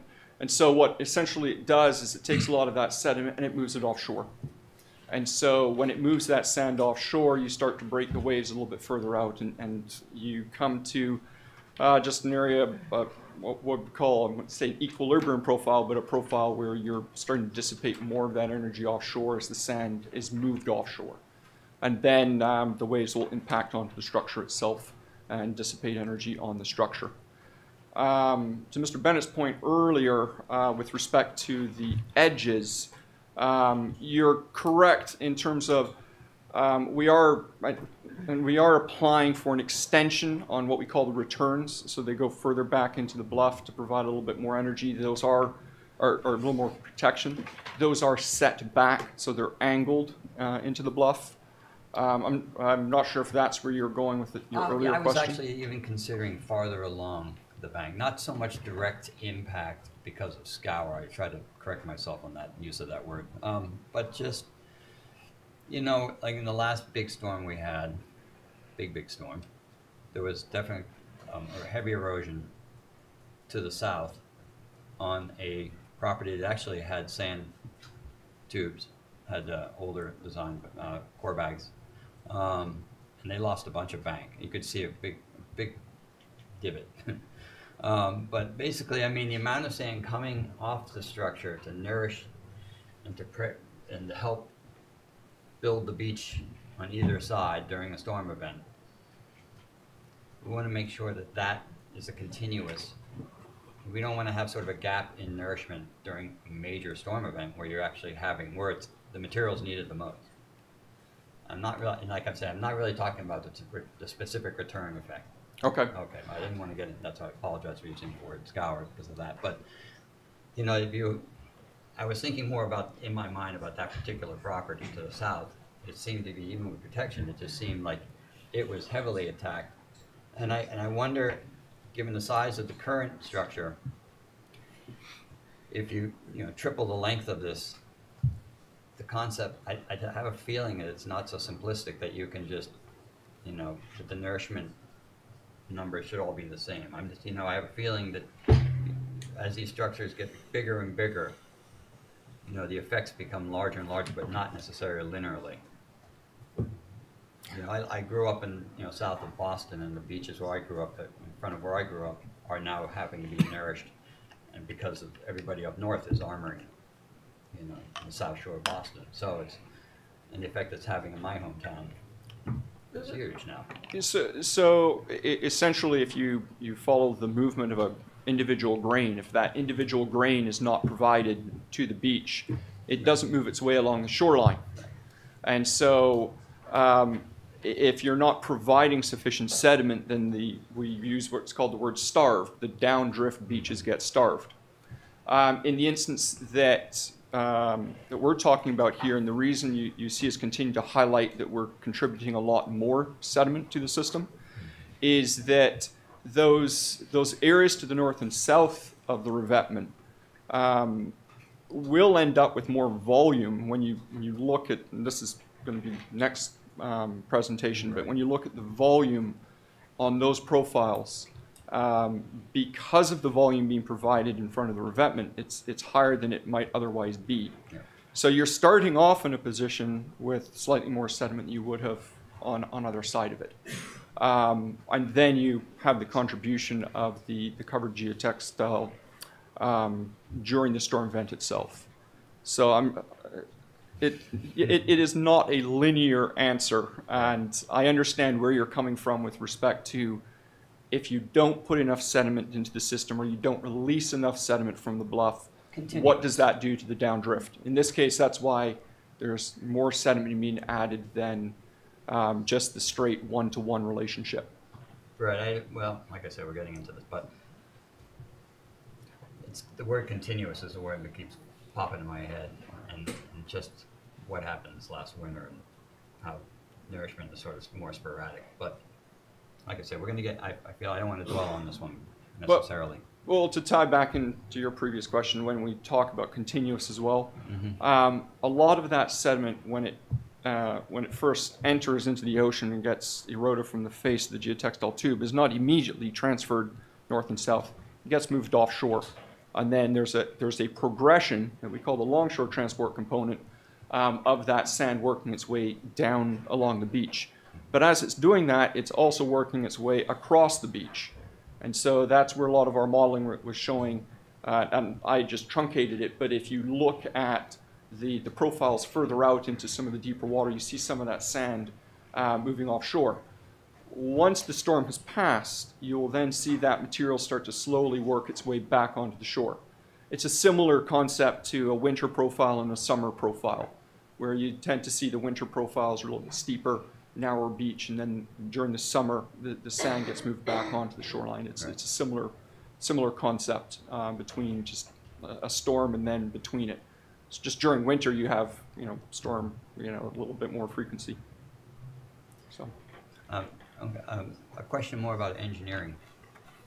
What led you guys to decide to put the lower bag 4 feet lower? I mean, is that because of some undermining that was going on to the north? No, it was something that I looked at and recommended. I did not. I was not involved with the initial design of the first portion. So when I came in and looked at it, there was a change in the FEMA water level, and they actually lowered the water level, the 100-year storm surge elevation. And so there's a part of it that plays into that. I looked at the previous design, I understood the basis for it, and I said I would, from a professional standpoint, I personally wanted to do a numerical model on that. We ran the numerical model, and you start to see that there's the potential for scour to be deeper. And so that was something that I had recommended. So just call it a difference of opinion between engineers. The 1991 100-year storm that you referred to, what part of the coast were you referencing as the impact? I'll need to go back and check. This is something that I looked at. It was an internal team question, because Jamie said to me, well, when was the last time we had it? And I was looking at some of the data from previous work in this area for Sconset.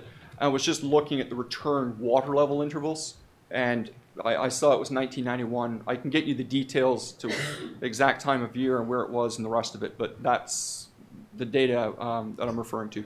Great, so, thank you. Can I just ask one question about your modeling, just to avoid confusion for myself? When you ran your model, that's assuming that there's cover on the front of the template. Does the model run out of cover on the front of the template at some point? Because this past winter, we had a storm on March 4th, and as of March 28th, it was uncovered.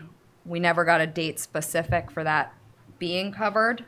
And I'm just wondering if you've run the model assuming no mitigation sand on the front of the template.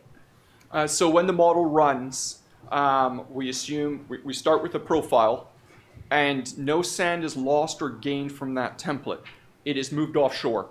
So if you look at the profile, you start to see a lot of that sediment being moved offshore, and so you expose the face, and it continues to get exposed, and it will just continue to remove sand from the front of that face until kind of the close near shore component of the wave that you're breaking is no longer causing scour.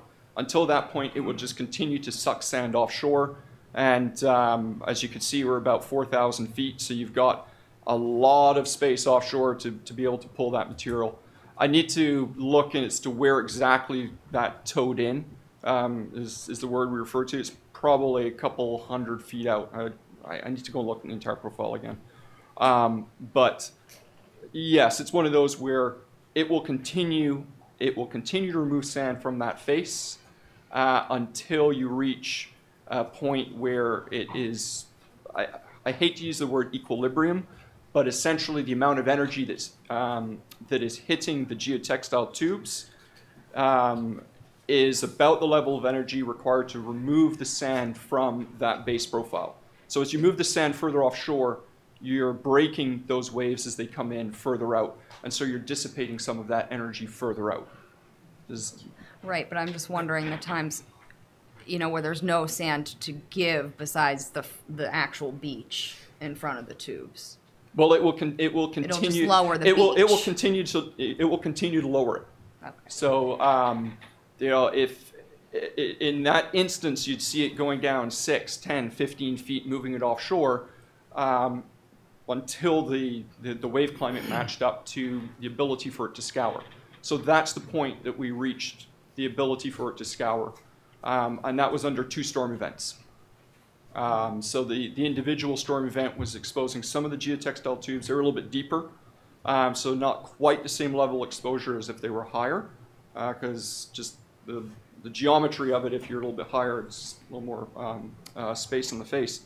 So you move some of that, you just keep moving that sand offshore. So it would continue to scour if that was if you hadn't reached that kind of equilibrium point of wave energy coming in versus what it could scour. Thank you.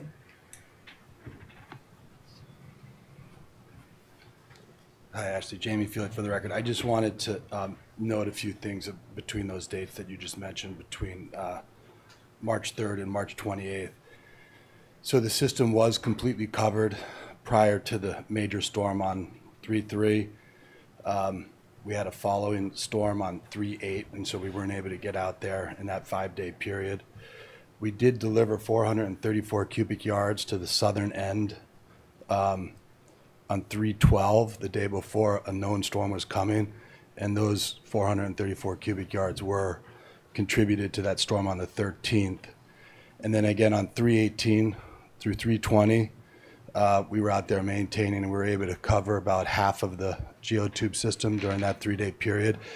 And all of these, by the way, are included in the post-storm reports that we submit to Jeff, so you should have these records somewhere. And then on 3/26, we were able to get back out there and resume our sand delivery and our maintenance. We stayed out there for almost 2 weeks for that whole period and had it fully covered and rebuilt the template by 4/11 completely. Thank you.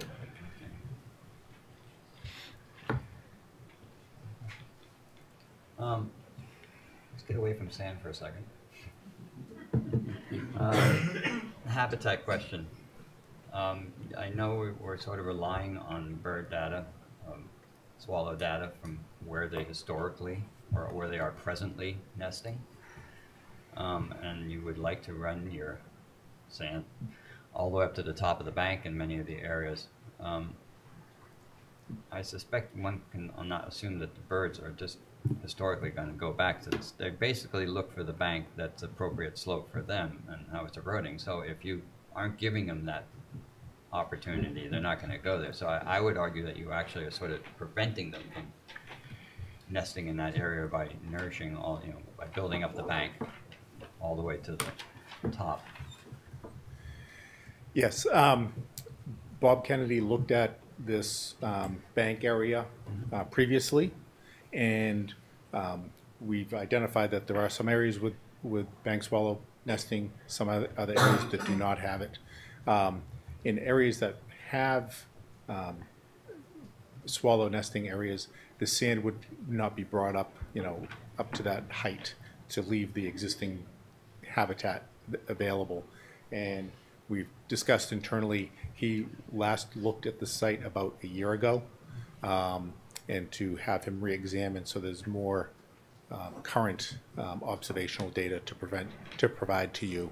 But the idea is to deal with that height of the sand to, preserve that habitat and not to cover up those areas. Well, I guess my argument would be that you're giving them basically you're basically deciding where they're going to stay. That's my argument, I guess. Well, part of it is to see where they're using. They may, in terms of, along this additional nearly 3,000 feet, where is the bank being used now? Where is it, being used? And then the question is adapting that design to preserve those areas. Do you think he could get information on the impacts of actual construction on nesting? Because a lot of times they'd be needing to do construction on this thing when the birds would be like, hey, that's a great nesting spot. And if there's bulldozers along the top of the geotubes, like what studies are out there to say that they would nest despite construction activity? Because I think that's important.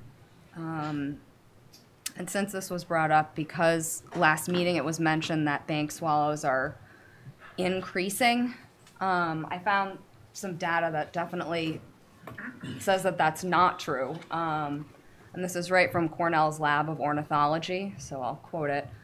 North American bank swallow numbers declined by over 5% per year from 1966 to 2014, resulting in a cumulative decline of 94%, according to the North American Breeding Bird Survey.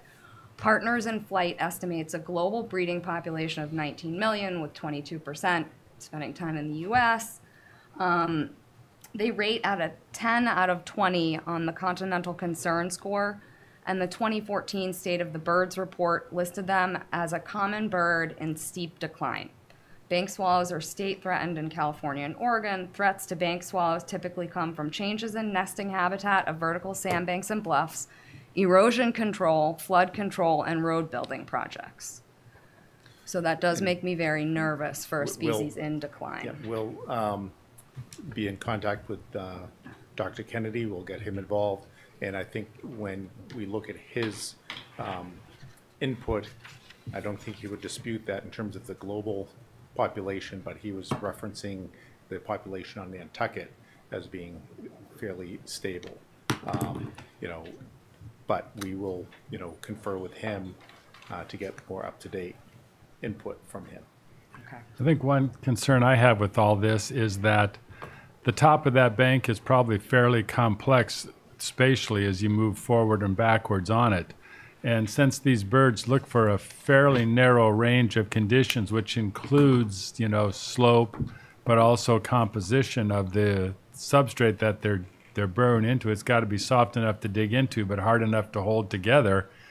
And I would suspect that as that bank erodes, it's probably going through places in any given, you know, place up and down the bank that is suitable. Maybe one year, if it erodes further, it may not be suitable anymore, but some other place might be.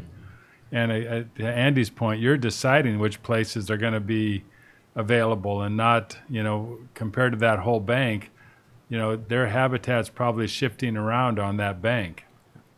So that's a concern of stopping the erosion, you know, for these birds. And there's other birds that use that bank too. I mean, I know on the natural bank with a lot of shrubby cover and stuff like that, that was a great place to go in the winter to see peregrine falcons. Like we did a walk through parts of that area one day and saw at least 10 different peregrines. I mean, they're not nesting there, but they're foraging there.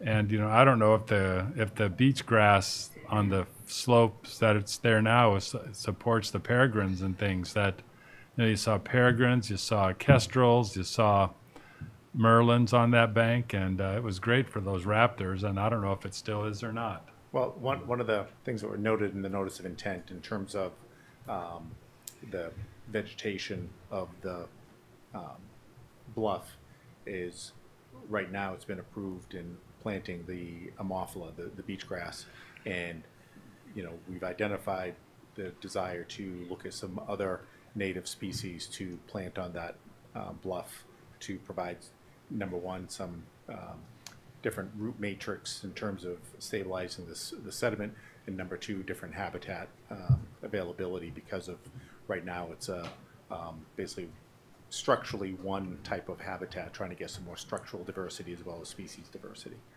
So we identify that in the notice of intent to work with the commission to identify some additional plantings that could be put on the bluff. That'd be great. So, since it's already 5:45 and no member of the public has spoken, I was just looking at that too, yeah. but perhaps this isn't the time to address the waiver request at a subsequent meeting. I think we were going to discuss that anyway. Yeah. Okay. Okay. Well, were there other questions from the commission? Okay. So I'll open this up to the public. And is any questions from the public on? Oh.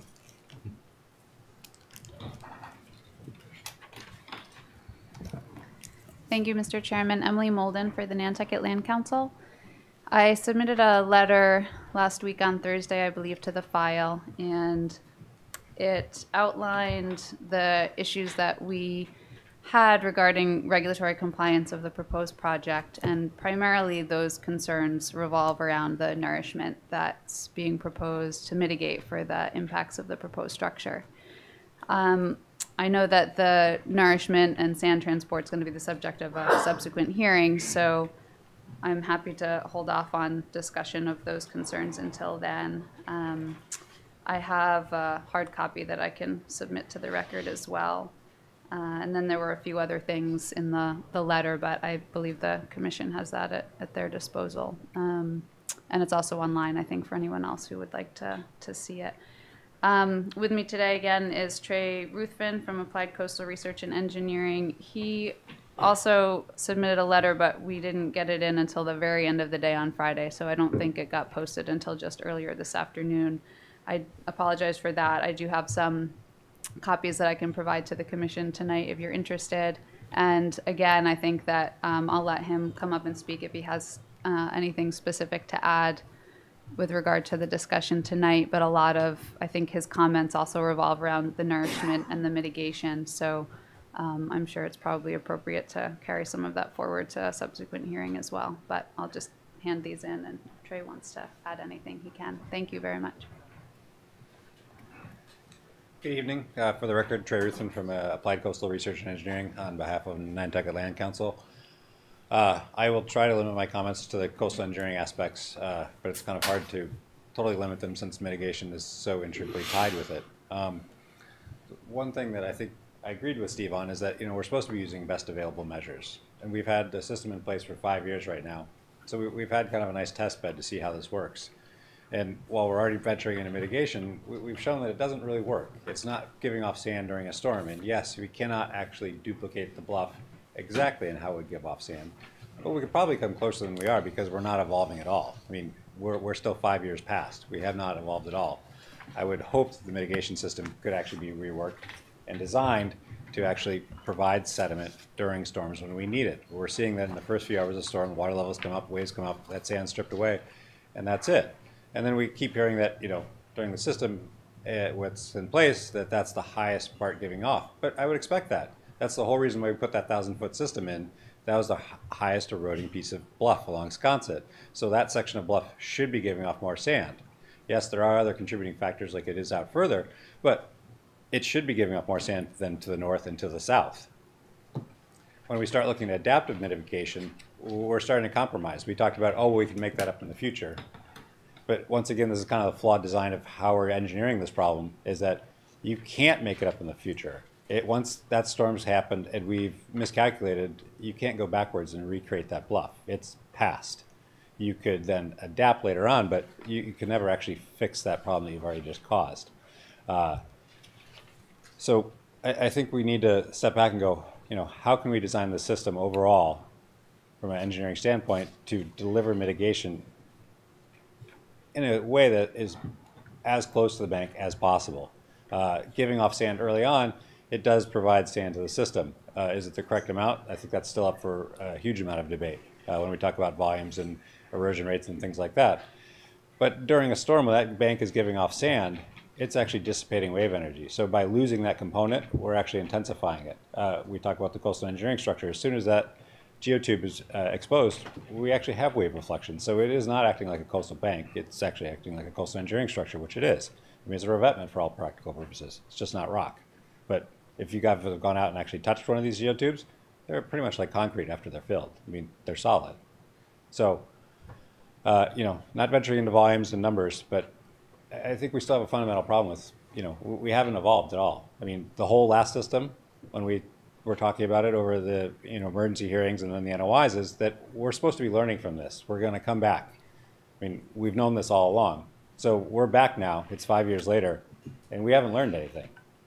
I haven't heard any practical lessons coming forward, except that we need to reduce the amount of mitigation going in, and that our system is great. We've dropped it 3 feet, which definitely has some engineering reasons, but that's about it.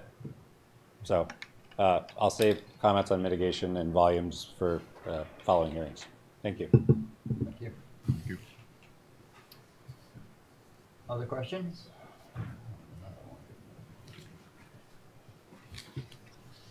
Gentleman in the back. My name's Bo Overlock. I live at 18 Baxter Road, and it's the left-hand side of Baxter Road. I probably have the 5th safest house. And I'm not an engineer, but just listening for the last couple of meetings, a couple comments. Excuse me. One is talking about the geotubes starting further out from the bluff. There is no zero.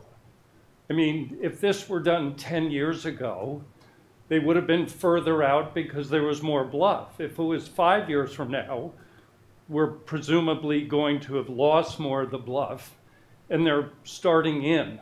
So the notion of why are the geotubes starting, you know, however many feet out from the bluff is always a moving target. I mean, it only started 5 years ago.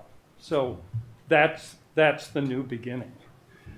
And then a profoundly un-6 PhD comment is if we're following the sand, and if one of the gentlemen said first the sand goes out and then it comes in and then dissipates north and south, why don't we have 20% of the sand colored, black, red, like in the bottom of an aquarium? And let's follow it. Let's see where it goes. Now, I'm sure from a tourist standpoint and everything else, it's a ridiculous idea, especially if you pick blue or green or pink. But you might be able to follow the sand. Okay? I actually do believe someone actually tried that in the past, and I think the system was a little more complicated. I'm sure it is. Of course, it didn't quite. But, you know, yeah, I agree. It's a thought. Thanks. Yeah, thank you. Other comments, questions? Okay. Any questions from the commission? I maybe have one more. Oh, please. Just to make it exciting.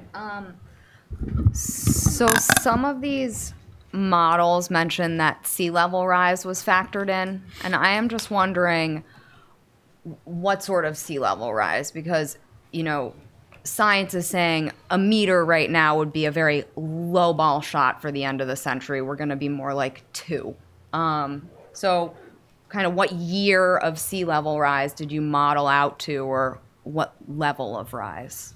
I didn't. I thought you said it was factored in to the computer as a factor of safety for the engineering of the project. Not sea level rise. So essentially, I'm sorry if you misunderstood that. We put in the water level, like the 100-year, but we didn't increase it.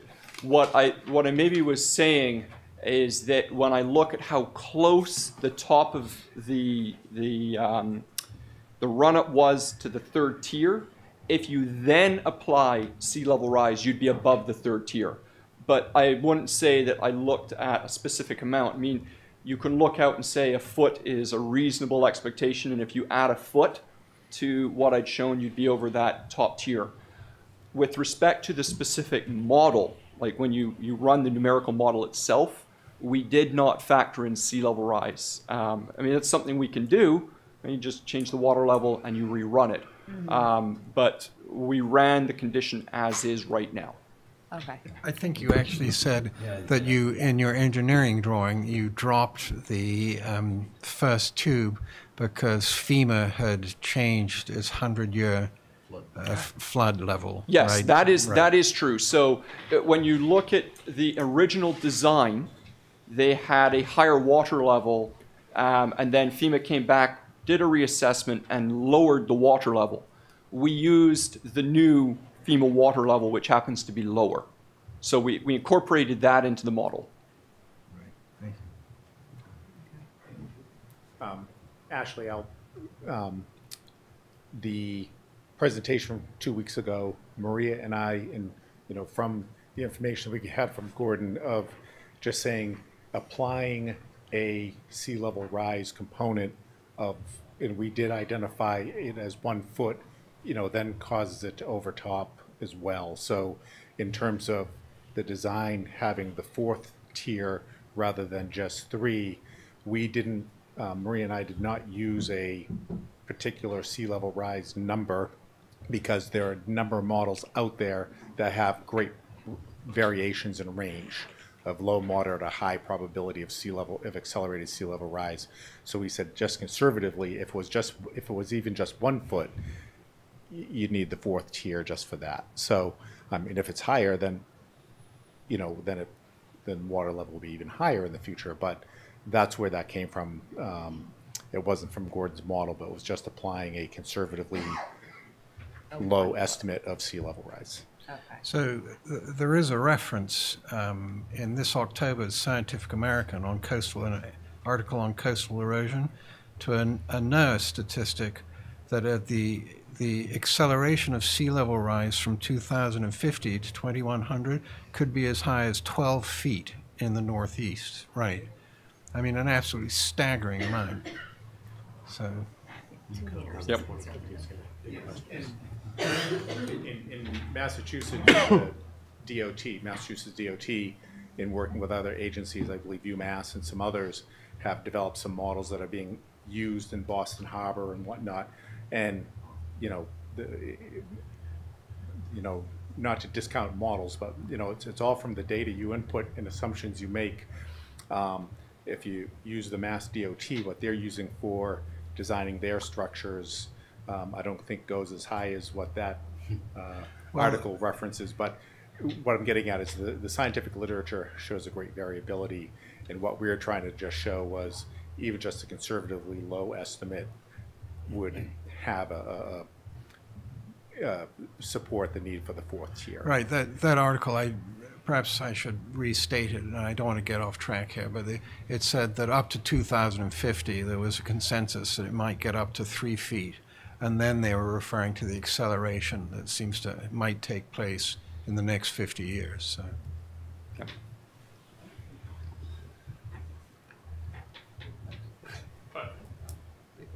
If I could just ask a question, Mr. Chairman, to Jeff through you.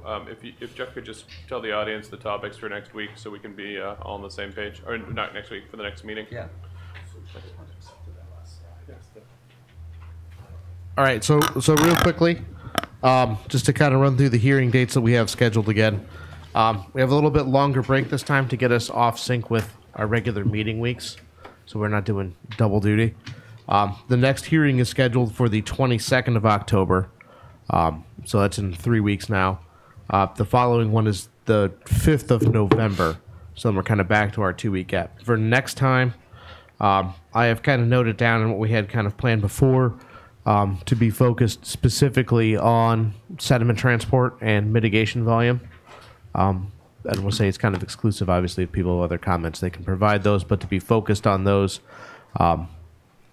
I kind of personally think that'll take at least a whole meeting to get through and have questions. It's kind of the hot topic. And then for 11.5, I've tentatively added in kind of from comments tonight and things that are there that we would probably cover some of the concerns then about wildlife habitat, so specific to the swallows and those, so people have time to get information together. And then also talk about the waiver request then. And I'll hold the slot open for any of these topics to come back that need further review. So if we get through sediment transport and there's some questions, that can come back then. Obviously, we have 4 more hearings already scheduled if they're needed.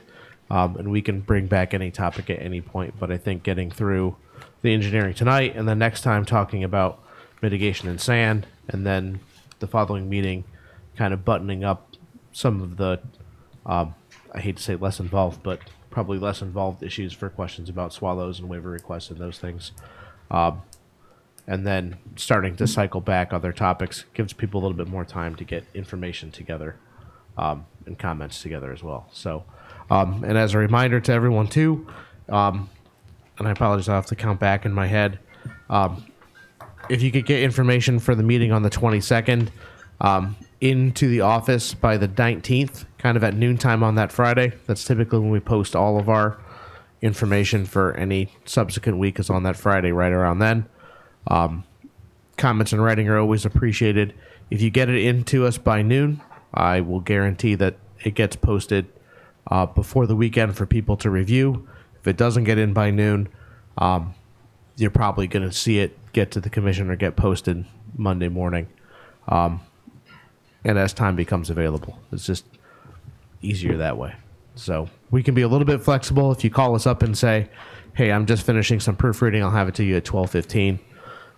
That's okay. Just let us know, and we're happy to try to accommodate that as best possible. But just to make sure you guys are getting everything on time, we just post it directly to that Baxter Road filing information page that we keep, and we try to get up there as quickly as possible. So, yes. Yeah, that's a mistake. It's the 22nd. It's the 22nd. We have a regular Conservation Commission meeting that week, and we're trying to give these guys a little bit of break and only doing one public hearing set a week, because we're going to do another probably 3-hour meeting on Wednesday of this week too. So to give them time to review materials and get kind of prepared week to week, we're trying to keep this application on separate weeks from our regular meeting schedule. Save some sanity for us all. Thank you. Thank you. Thank you. So we've been trying to, if people look at the meeting postings too, we try to just put it, we have a little bit of a header that we just call kind of main discussion items that will be those topics. Obviously, if you come and you have a question, we obviously talked about sand quite a bit tonight. It's not to exclude any other public comment or want, or feel free to submit materials that you have that talk about other subjects. When you have them prepared and they're ready to go in, it's never too early to submit something in writing for people to review. Don't feel like you're beholden to those specific topics, or if you come in and have something that you have a question about, we're not trying to deter any sort of comment or conversations, just to try to keep it focused for a very complex application. So, any other questions from the commission? Any other thoughts on the public? Would you like to request a continuance? Yeah, I'd like to request a continuance to the October 22nd meeting, as Jeff said. Very good. Okay. Thank you. Thanks, Steve. Okay. Thanks, everybody. We have a couple other little items here. If people are going to have conversations, if they could please just take them outside. We have a couple other items just to button up before we adjourn. That would be much appreciated.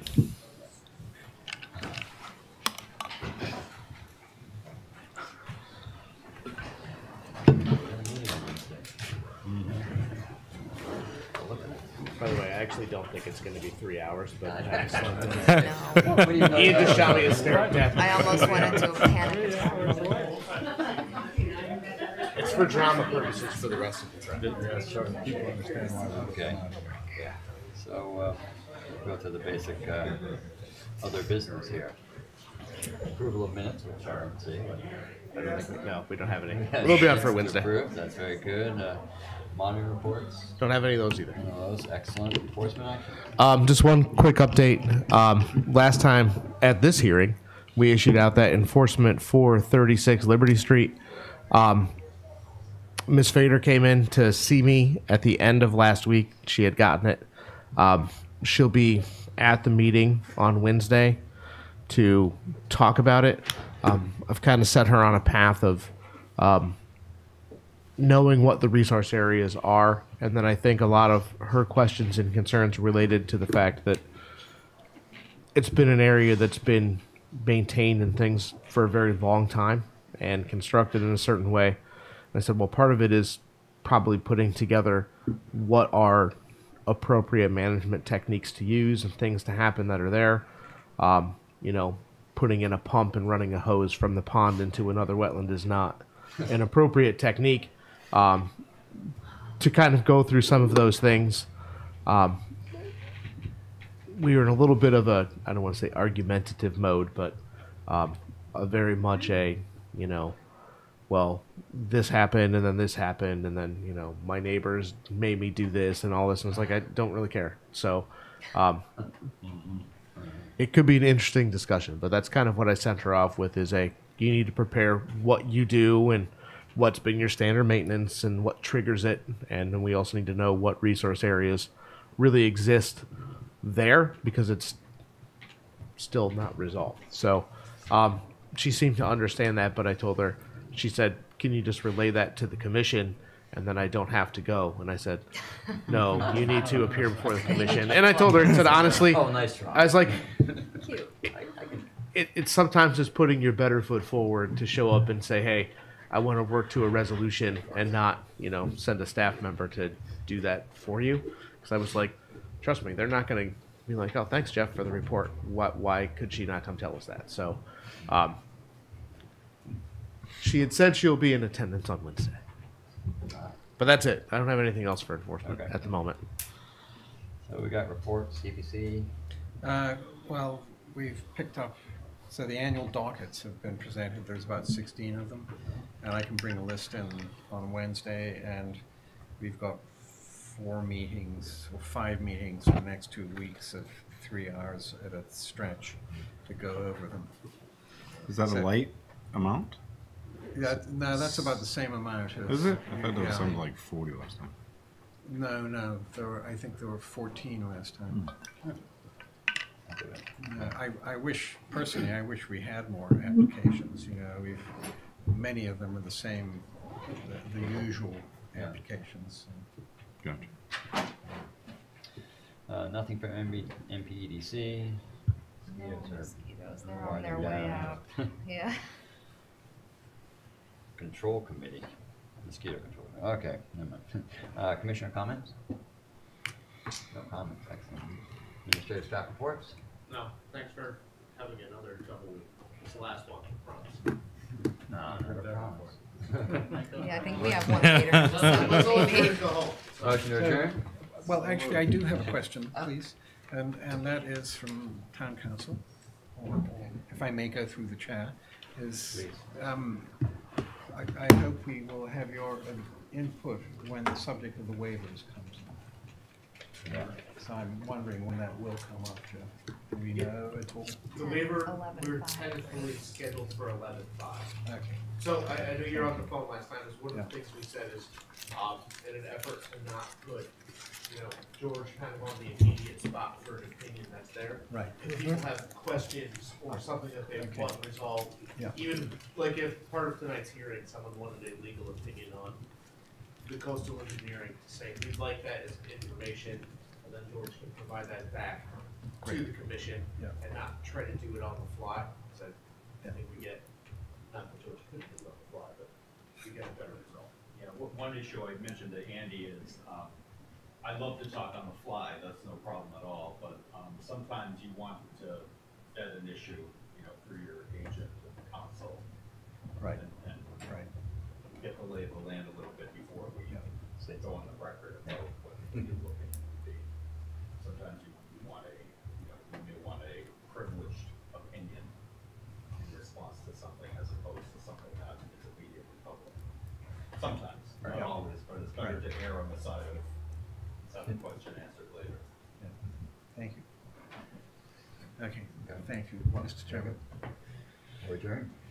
You gotta make a motion. We did do a motion. I do believe it came. Second. I'll do it a second. Okay. All in favor? Aye. We tried to squeeze that in before you.